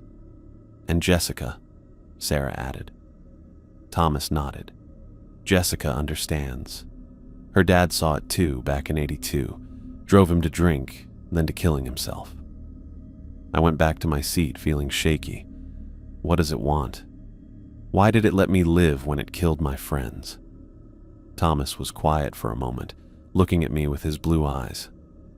The Penobscot believed it feeds on fear as much as flesh. A dead victim gives one meal. A survivor who lives in terror gives food for much longer. I felt cold all over. So it's, what? Saving me for later? Perhaps. Thomas returned to his chair. Or perhaps it's something else. Sometimes it seems to select certain people. Let them go for reasons we don't understand. Like Jessica's father, Sarah said. Thomas nodded. And others before him. Some never see it again. Others. He stopped talking, leaving the rest unsaid. How do we kill it? I asked bluntly. Thomas raised an eyebrow. Kill it? Boy, people have been trying to kill it for centuries. The Penobscot had rituals, protective measures. White settlers tried hunting it with guns and dogs. Nothing worked. Something has to work, I insisted.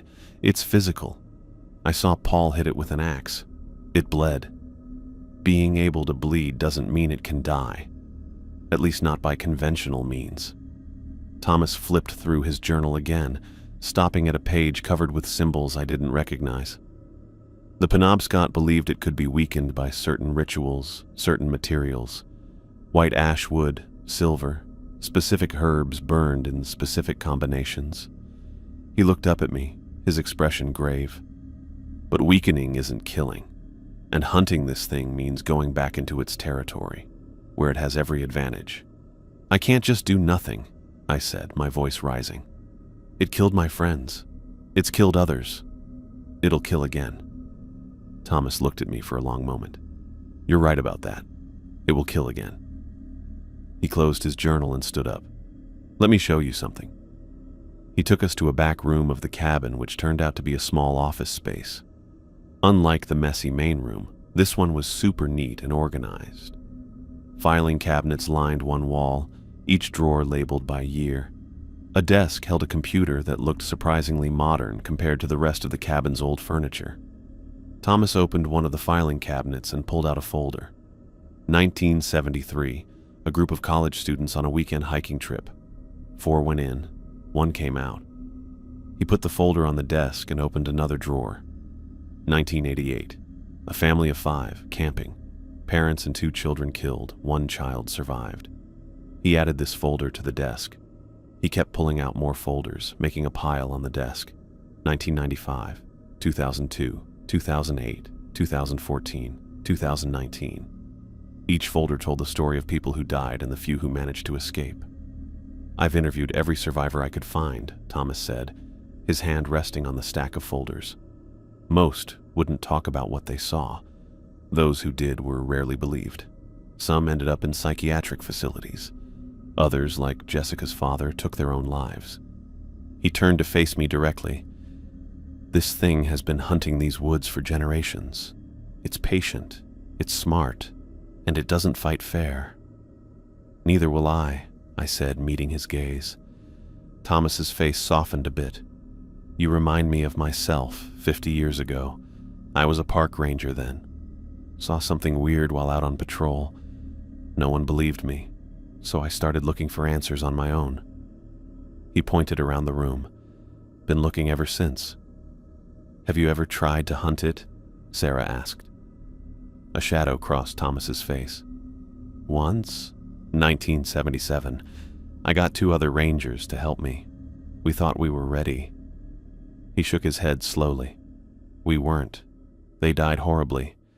I only survived because I fell into a ravine and the creature couldn't reach me. Spent 3 days hiding before I could make it back to safety. He went back to the main room, and we followed. The afternoon light was fading through the cabin's small windows. I should get you back to town before dark, Thomas said, glancing outside. These roads aren't safe at night, even without monsters to worry about. As we got ready to go, Thomas went into another room and came back with a small cloth bag that he gave me. Penobscot Protective Charm, he explained. Might help, might not, but it can't hurt. I put the bag in my pocket and thanked him. When we stepped onto the porch, Thomas grabbed my arm with surprising strength, his fingers gripping my sleeve. It knows your scent now, he warned, his voice low and urgent, and it doesn't like survivors. Be careful. The drive back to the motel was quiet, both Sarah and I lost in our own thoughts. The information Thomas had shared was overwhelming, confirming my worst fears while raising new questions. The creature was real. It had been hunting these woods for generations, and now, for whatever reason, it had let me live. What are you thinking? Sarah finally asked as we pulled into the motel parking lot. I'm thinking I need to end this, I said. Somehow. Sarah didn't argue, which surprised me. Instead, she simply nodded. We'll figure it out. Together. That night, I dreamed of the clearing again. In the dream, I was alone, standing by the dead campfire. The moon was full, lighting up the soft ground. From the forest came whispers. Not the creature's weird cries, but human voices. John, Paul, David, calling my name, asking why I had left them, why I had run while they died. I woke with a gasp, sweat soaking my t-shirt in the cold room. The digital clock on the nightstand showed 3:17 a.m., the exact time I checked my phone that night in the forest. Sarah slept peacefully in the other bed, not bothered by my nightmare. As my breathing slowed, I heard a sound, a light scratching coming from the window. At first, I thought it might be a tree branch, but our room faced the parking lot with no trees nearby. The scratching continued, steady and rhythmic. Scratch, scratch, pause, scratch, scratch, pause. I got out of bed feeling scared. The curtains were closed, blocking any view of what might be outside. Part of me wanted to wake Sarah, but another part, the part that survived that night in the woods, needed to face this alone. I reached for the edge of the curtain with a shaky hand. The scratching stopped as if whatever was making the sound knew I was coming. I paused, then pulled the fabric back quickly. The window was empty. No face, nobody standing in the parking lot, but carved into the glass, visible in the light from the parking lot, were fresh claw marks. 3 parallel lines, too exact to be random, too careful to be anything but a message. I let the curtain fall back and went back to bed, but couldn't sleep. I stayed awake until morning, listening for any sound outside our room. Those claw marks stuck in my mind. When Sarah woke, she found me already dressed, my few things packed in the small bag she had brought me from home. "Mark, what are you doing?" she asked, sitting up and rubbing sleep from her eyes. I pointed to the window. Sarah got up and pulled back the curtain, gasping when she saw the marks. "It was here," she whispered. "Last night?" I nodded. "It found me, just like Thomas said it would." Sarah turned to me, looking determined. "What do we do?"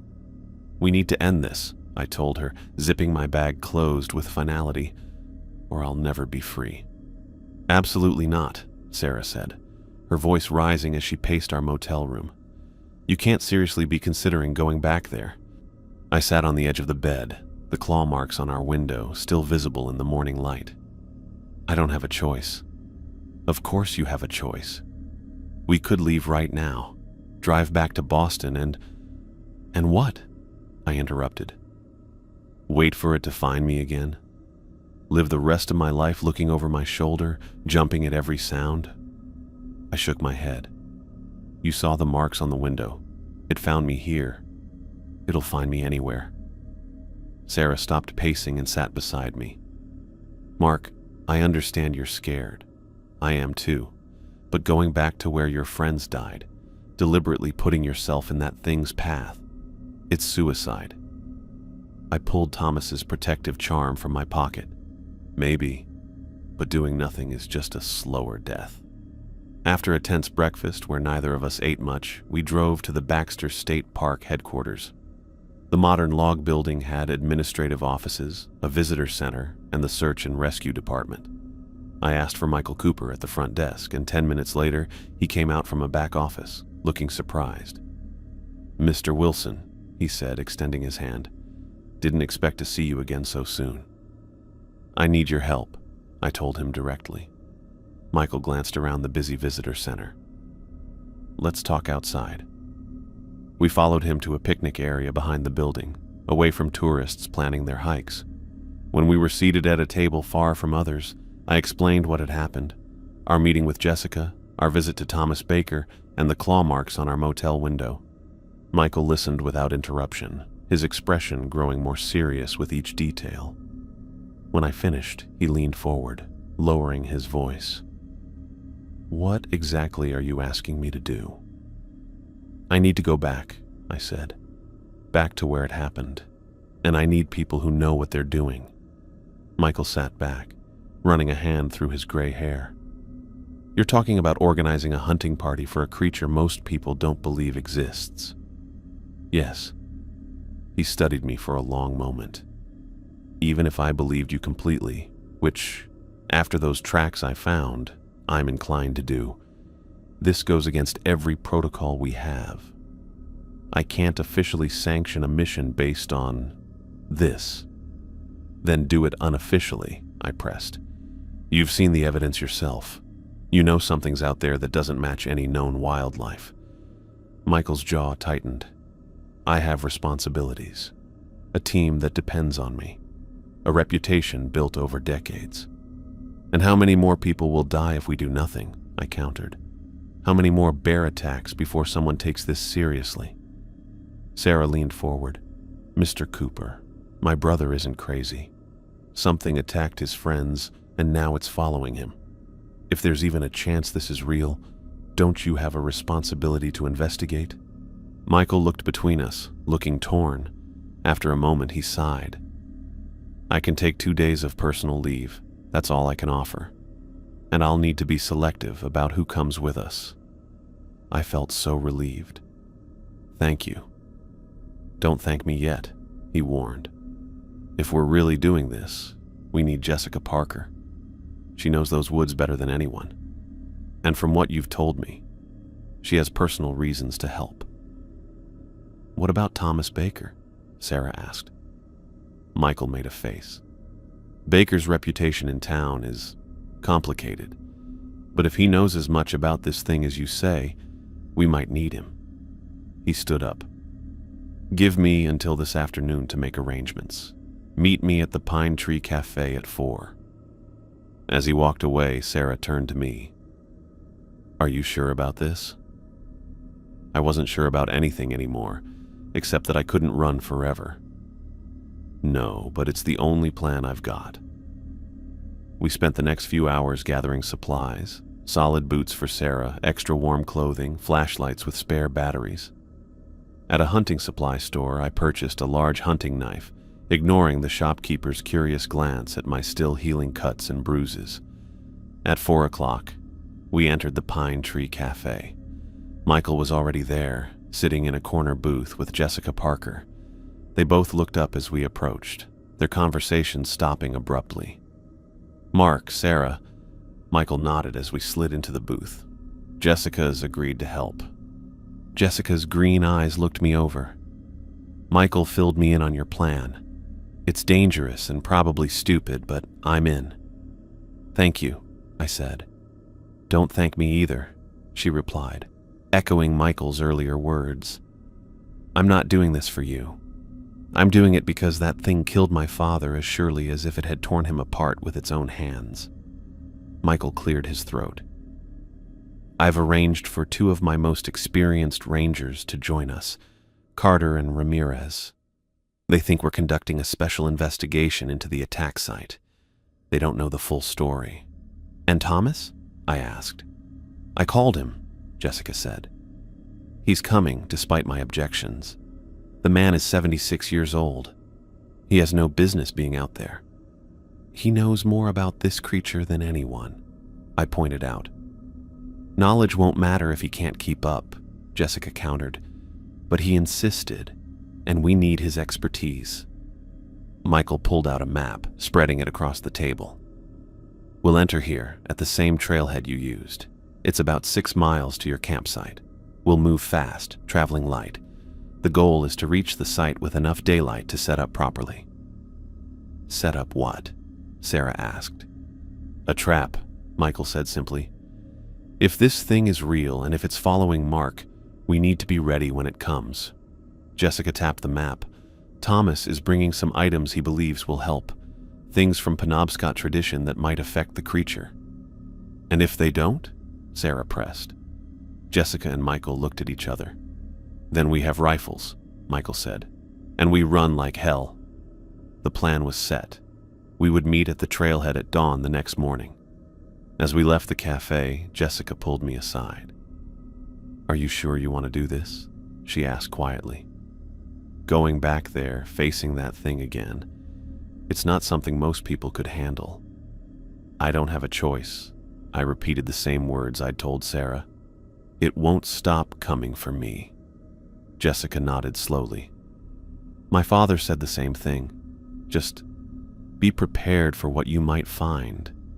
Not just the creature, but being back where your friends died. That kind of hurt doesn't just go away." I hadn't thought about that. Going back to the place where John, Paul, and David had died. I felt cold at the idea, but I pushed it aside. "I'll be ready." That night, Sarah and I moved to a different motel just to be safe, though I didn't really think it would matter if the creature really wanted to find me. We packed our bags for the morning and tried to get some sleep, but I was awake for hours, looking at the ceiling, getting myself ready for what was coming. When I finally fell asleep, my dreams were full of twisted faces and strange movements, with my friends screaming. I woke up before dawn, sweaty, but strangely calm. Whatever happened today, at least I was doing something instead of waiting for the nightmare to come back. The sky was just starting to get light as Sarah and I pulled into the trailhead parking lot. Michael's truck was already there, and so was Jessica's. A Park Service SUV was parked next to them, probably belonging to the rangers Michael had gotten to help. Thomas's old pickup was there too. They were standing near the trailhead sign, checking their gear and talking quietly. Thomas looked even older in the early morning light, but his face showed he wasn't going to stay behind. Michael nodded when we walked up. "Mark, Sarah, this is Carter and Ramirez." He pointed to 2 rangers in their 30s, a man and a woman, both looking fit and alert even though it was so early. "Thanks for coming," I said, shaking their hands. Carter gave me a curious look. "Michael says we're investigating unusual activity around your campsite. Mind telling us what kind of activity?" I looked at Michael, who gave a slight nod. "We believe whatever attacked my friends wasn't a bear." Ramirez raised an eyebrow. "If not a bear, then what?" "That's what we're going to find out," Michael interjected before I could respond. "Everyone ready? We need to move quickly if we want to reach the site by early afternoon." We put on our packs and started the hike. Michael led the way with Jessica right behind him.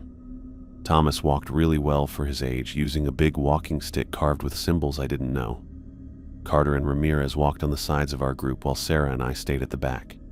The first few miles were on the marked trail, the same one John had taken us down a week earlier. The forest looked different in the morning light, less scary, more normal. But I couldn't stop feeling like we were being watched, like something was following us through the trees. "You okay?" Sarah asked quietly, noticing my constant scanning of our surroundings. "Yeah," I lied. "Just memories." When we reached the point where John had veered off trail, Michael paused, consulting his GPS. "This is where you left the marked path?" I nodded, the memory vivid. John said he knew a special clearing, said he'd found it on a previous trip. Thomas made a sound that might have been a snort. It found him, more likely. Led him right where it wanted you all to be. Carter and Ramirez looked at each other but said nothing. "From here, we follow Mark's lead," Michael announced. "He's the only one who's been to the site and back." I gulped and stepped forward to take point. The ground was as tough as I remembered.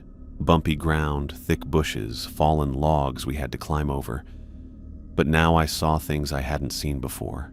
Claw marks on some trees, too high up and too precise to come from regular animals. Areas where the bushes were pushed down in patterns that showed something big had moved through over and over. Thomas noticed them too, stopping sometimes to check these signs. "It patrols," he murmured at one point, marking its territory. As we went deeper into the woods, I began recognizing places from when I ran away. A weird-looking group of rocks, a fallen tree I had tripped on, a small stream I had crossed. I started remembering bits and pieces, along with what sounded like my friend's screams. By early afternoon, the trees began to thin slightly, and I knew we were getting close to the clearing. My steps got slower without me meaning to, my body not wanting to go back to where all those terrible things happened.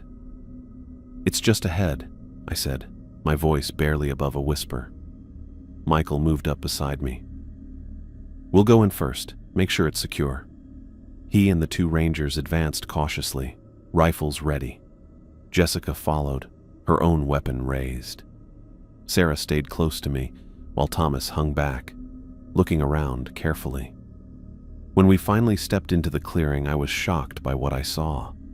The campsite was mostly as we had left it, our tents still standing, though now surrounded by police tape. The fire pit in the center held cold ashes. Personal items were scattered around, Paul's backpack leaning against a log, David's hiking boots outside his tent, John's compass on a rock where he had placed it. But there were new elements too. Evidence markers placed by the investigation team, areas of ground that had been photographed and sampled. Even after the cleanup efforts, I could still see darker patches on the pine needles where my friend's blood had soaked into the ground. I stood frozen at the edge of the clearing, unable to take another step forward. Sarah's hand found mine, squeezing tightly. "You don't have to do this," she whispered. But I did. I forced myself to walk into the clearing, having to force each step.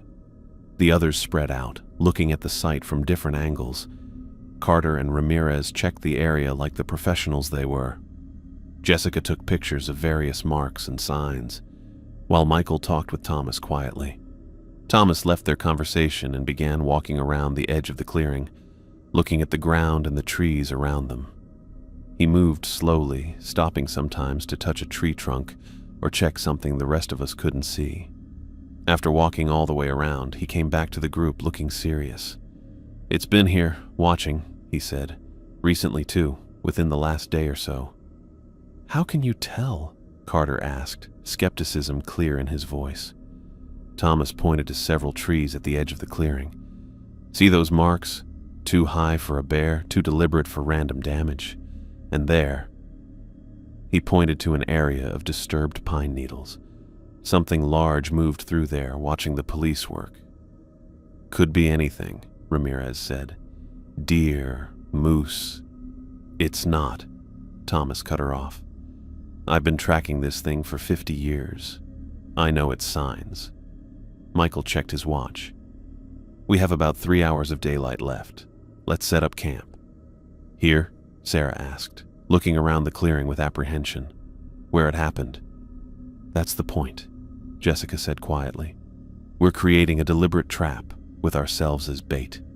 Michael began assigning tasks. Carter, Ramirez, set up the motion sensors in a perimeter around the clearing. "Jessica, help me with the tents.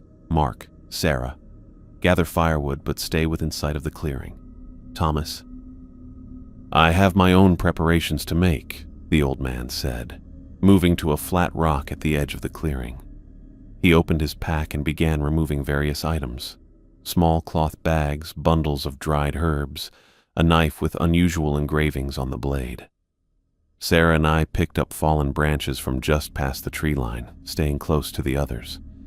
As we worked, I kept looking over my shoulder, thinking I might see that pale, weird face watching from between the trees. Are you sure about this? Sarah asked for what felt like the 100th time. No, I admitted, but we're here now. As it got dark, our camp was set up for defense. The tents were put close together instead of around the edge.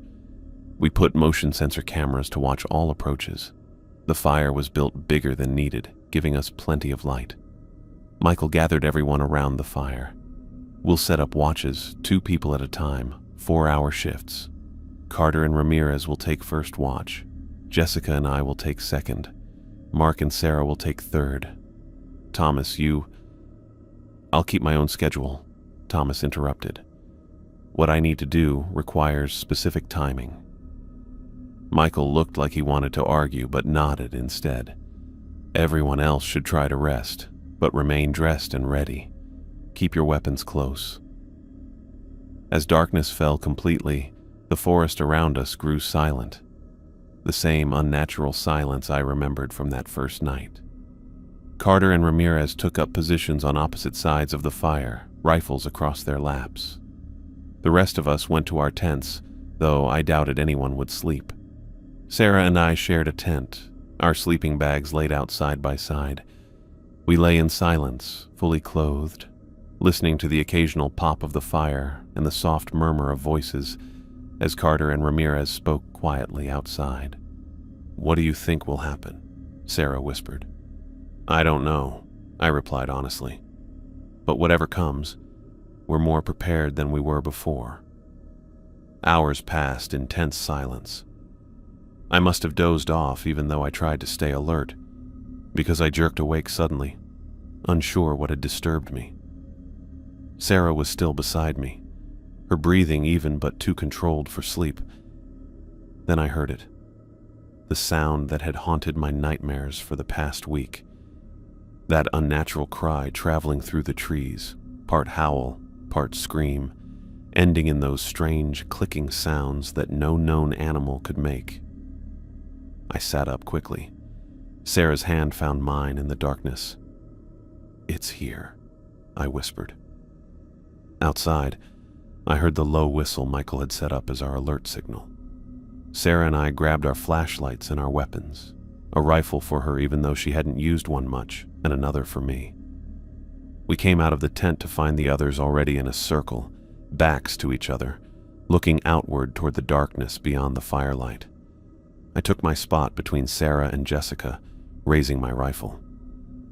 Thomas stood a bit away, his hands moving in patterns as he whispered words in a language I didn't understand. The Penobscot chant he had mentioned to bind and weaken the creature. The cry came again, closer this time, from the eastern edge of the clearing. One of the motion sensors blinked red. Its alarm turned off so we wouldn't give away that we knew something was there. It's testing us, Michael said quietly, seeing how we react. Stay calm, Jessica added. Don't fire unless you have a clear shot. Another sensor went off, this one on the western side. Impossible given the timing of the first alarm. The creature was moving with that same unnatural speed I remembered, going around our position just as it had gone around our camp that first night. Thomas's chanting grew louder, more insistent. The words seemed to stay in the air around us. Carter and Ramirez looked increasingly nervous. Their military training wasn't helping them deal with whatever this was. What the hell is that? Carter hissed as another sensor triggered, followed immediately by one on the opposite side. Stay focused, Michael ordered. Watch your sectors. The sensors kept going off in weird patterns, like the creature was moving way faster than anything normal could. Thomas's chanting got louder and louder, his voice sounding really strong.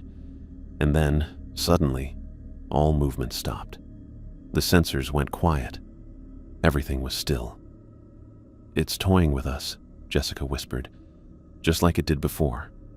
I gripped my rifle tighter, looking into the darkness past our fire. The flames made the trees look like they were moving, making it hard to tell what was normal and what wasn't. A branch broke right in front of me, and I raised my rifle with my finger ready on the trigger. Nothing moved for a moment. Then slowly, a figure stepped into the light. My nightmare was back, the twisted, stretched figure worse than I remembered. It was over 7 feet tall, with arms and legs too long and bending in places they shouldn't. Its skin was sickly pale and seemed to swallow up the firelight. And its face, that stretched, wrong face with features that kept changing slightly like they couldn't settle. Someone behind me gasped, either Sarah or Ramirez. Carter lifted his rifle higher but didn't shoot, too shocked by what he was seeing. The creature turned its head at an angle no human could and looked at us with eyes that didn't shine. It just stood at the edge of our fire, watching us. Thomas started chanting faster, and the creature turned to look at him. It took one step forward, moving in a way that looked all wrong, like something moving underwater. "Hold," Michael commanded, his voice remarkably steady. "Wait for my signal." The creature's mouth opened, showing way too many teeth that were much too sharp to be human. From its throat came not a roar or scream, but words, twisted, broken words that shouldn't have been possible from something like that. "Mark," it said, my name twisted into something barely recognizable. "Returned." And right then, looking at the creature that had haunted me day and night since that night, I realized Thomas was right. It kept me alive for a reason. It wanted me to come back, to bring others, to make its hunting ground bigger. We weren't the hunters. We were the prey. And we had walked right into its trap. The creature came at me super fast. I stood frozen. My brain couldn't process the blur of pale limbs coming toward me. Jessica fired her rifle with a loud bang. The shot hit the creature in its shoulder, pushing it back a step. It stopped and looked at the wound like it was curious instead of hurt. No blood came from the hole in its pale skin, just some dark, thick goop that didn't look right. "Keep firing," Michael yelled, raising his own rifle. Thomas's voice got louder, the Penobscot words filling the clearing with a vibration I could almost feel. The creature looked at him, distracted from me by the chanting. It made that awful clicking sound again, tilting its head in a way that made me feel sick. Michael and the Rangers shot together, their rifles so loud in the small clearing. The bullets pushed the creature back, step by step, toward the eastern edge of our camp, exactly where we had set the trap during the day. We had dug a covered pit, 6 feet deep, with stakes made from white ash at the bottom.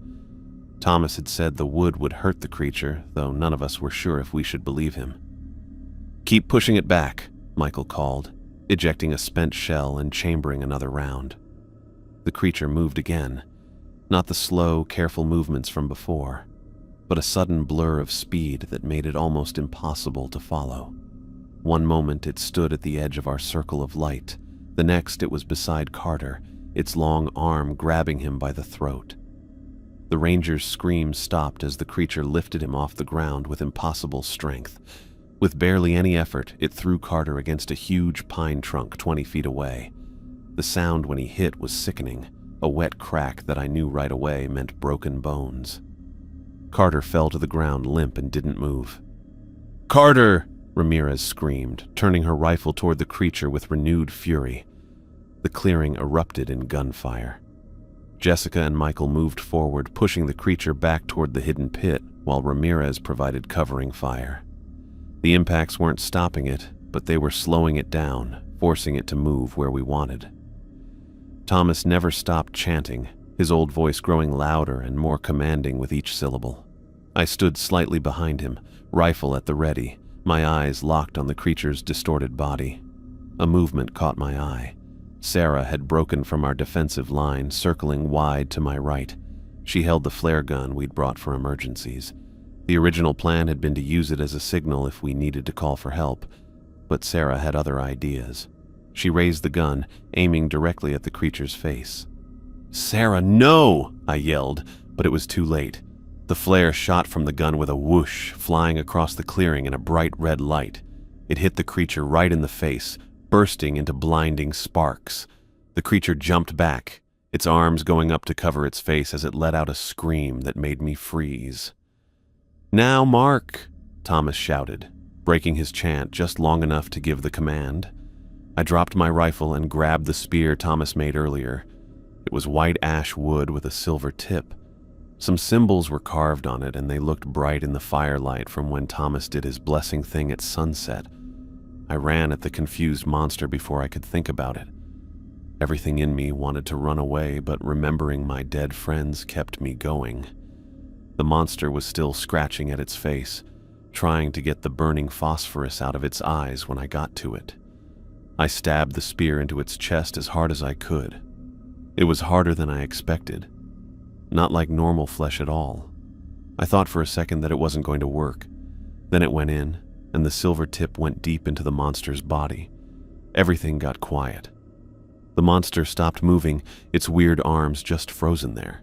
Its face, which kept changing and never looked quite human, looked kind of surprised. Then it screamed.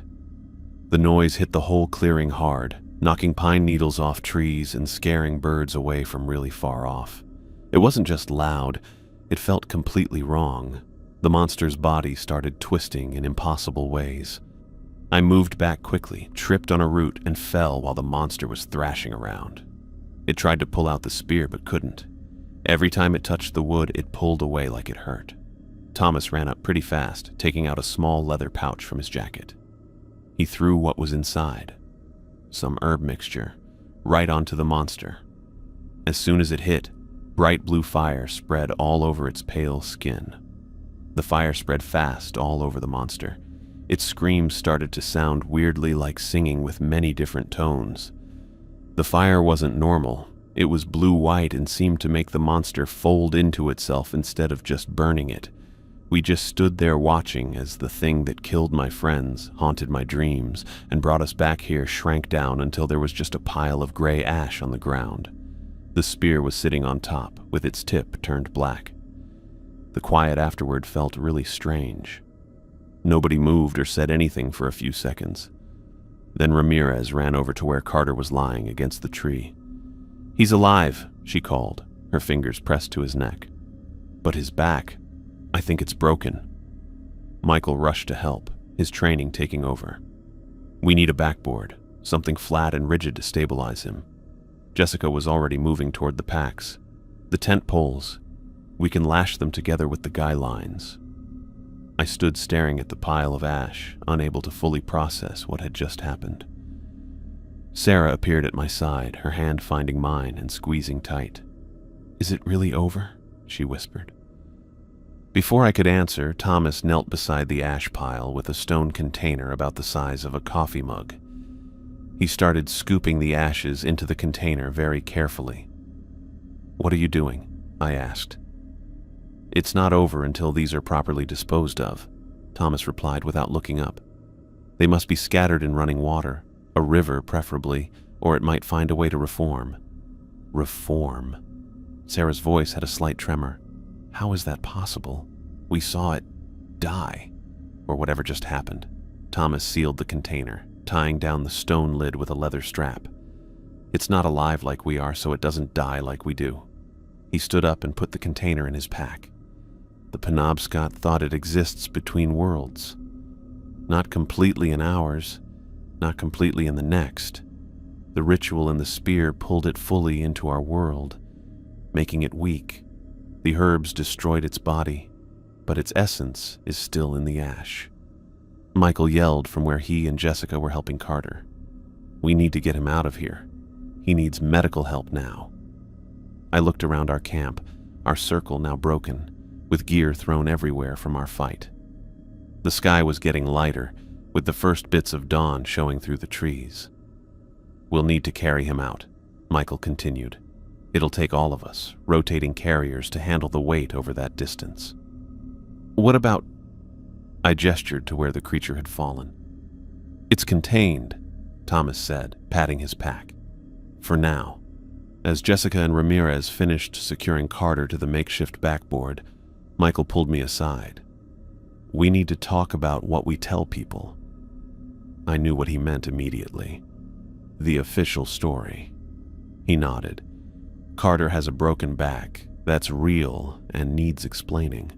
But if we tell the truth, no one would believe us anyway," I finished for him.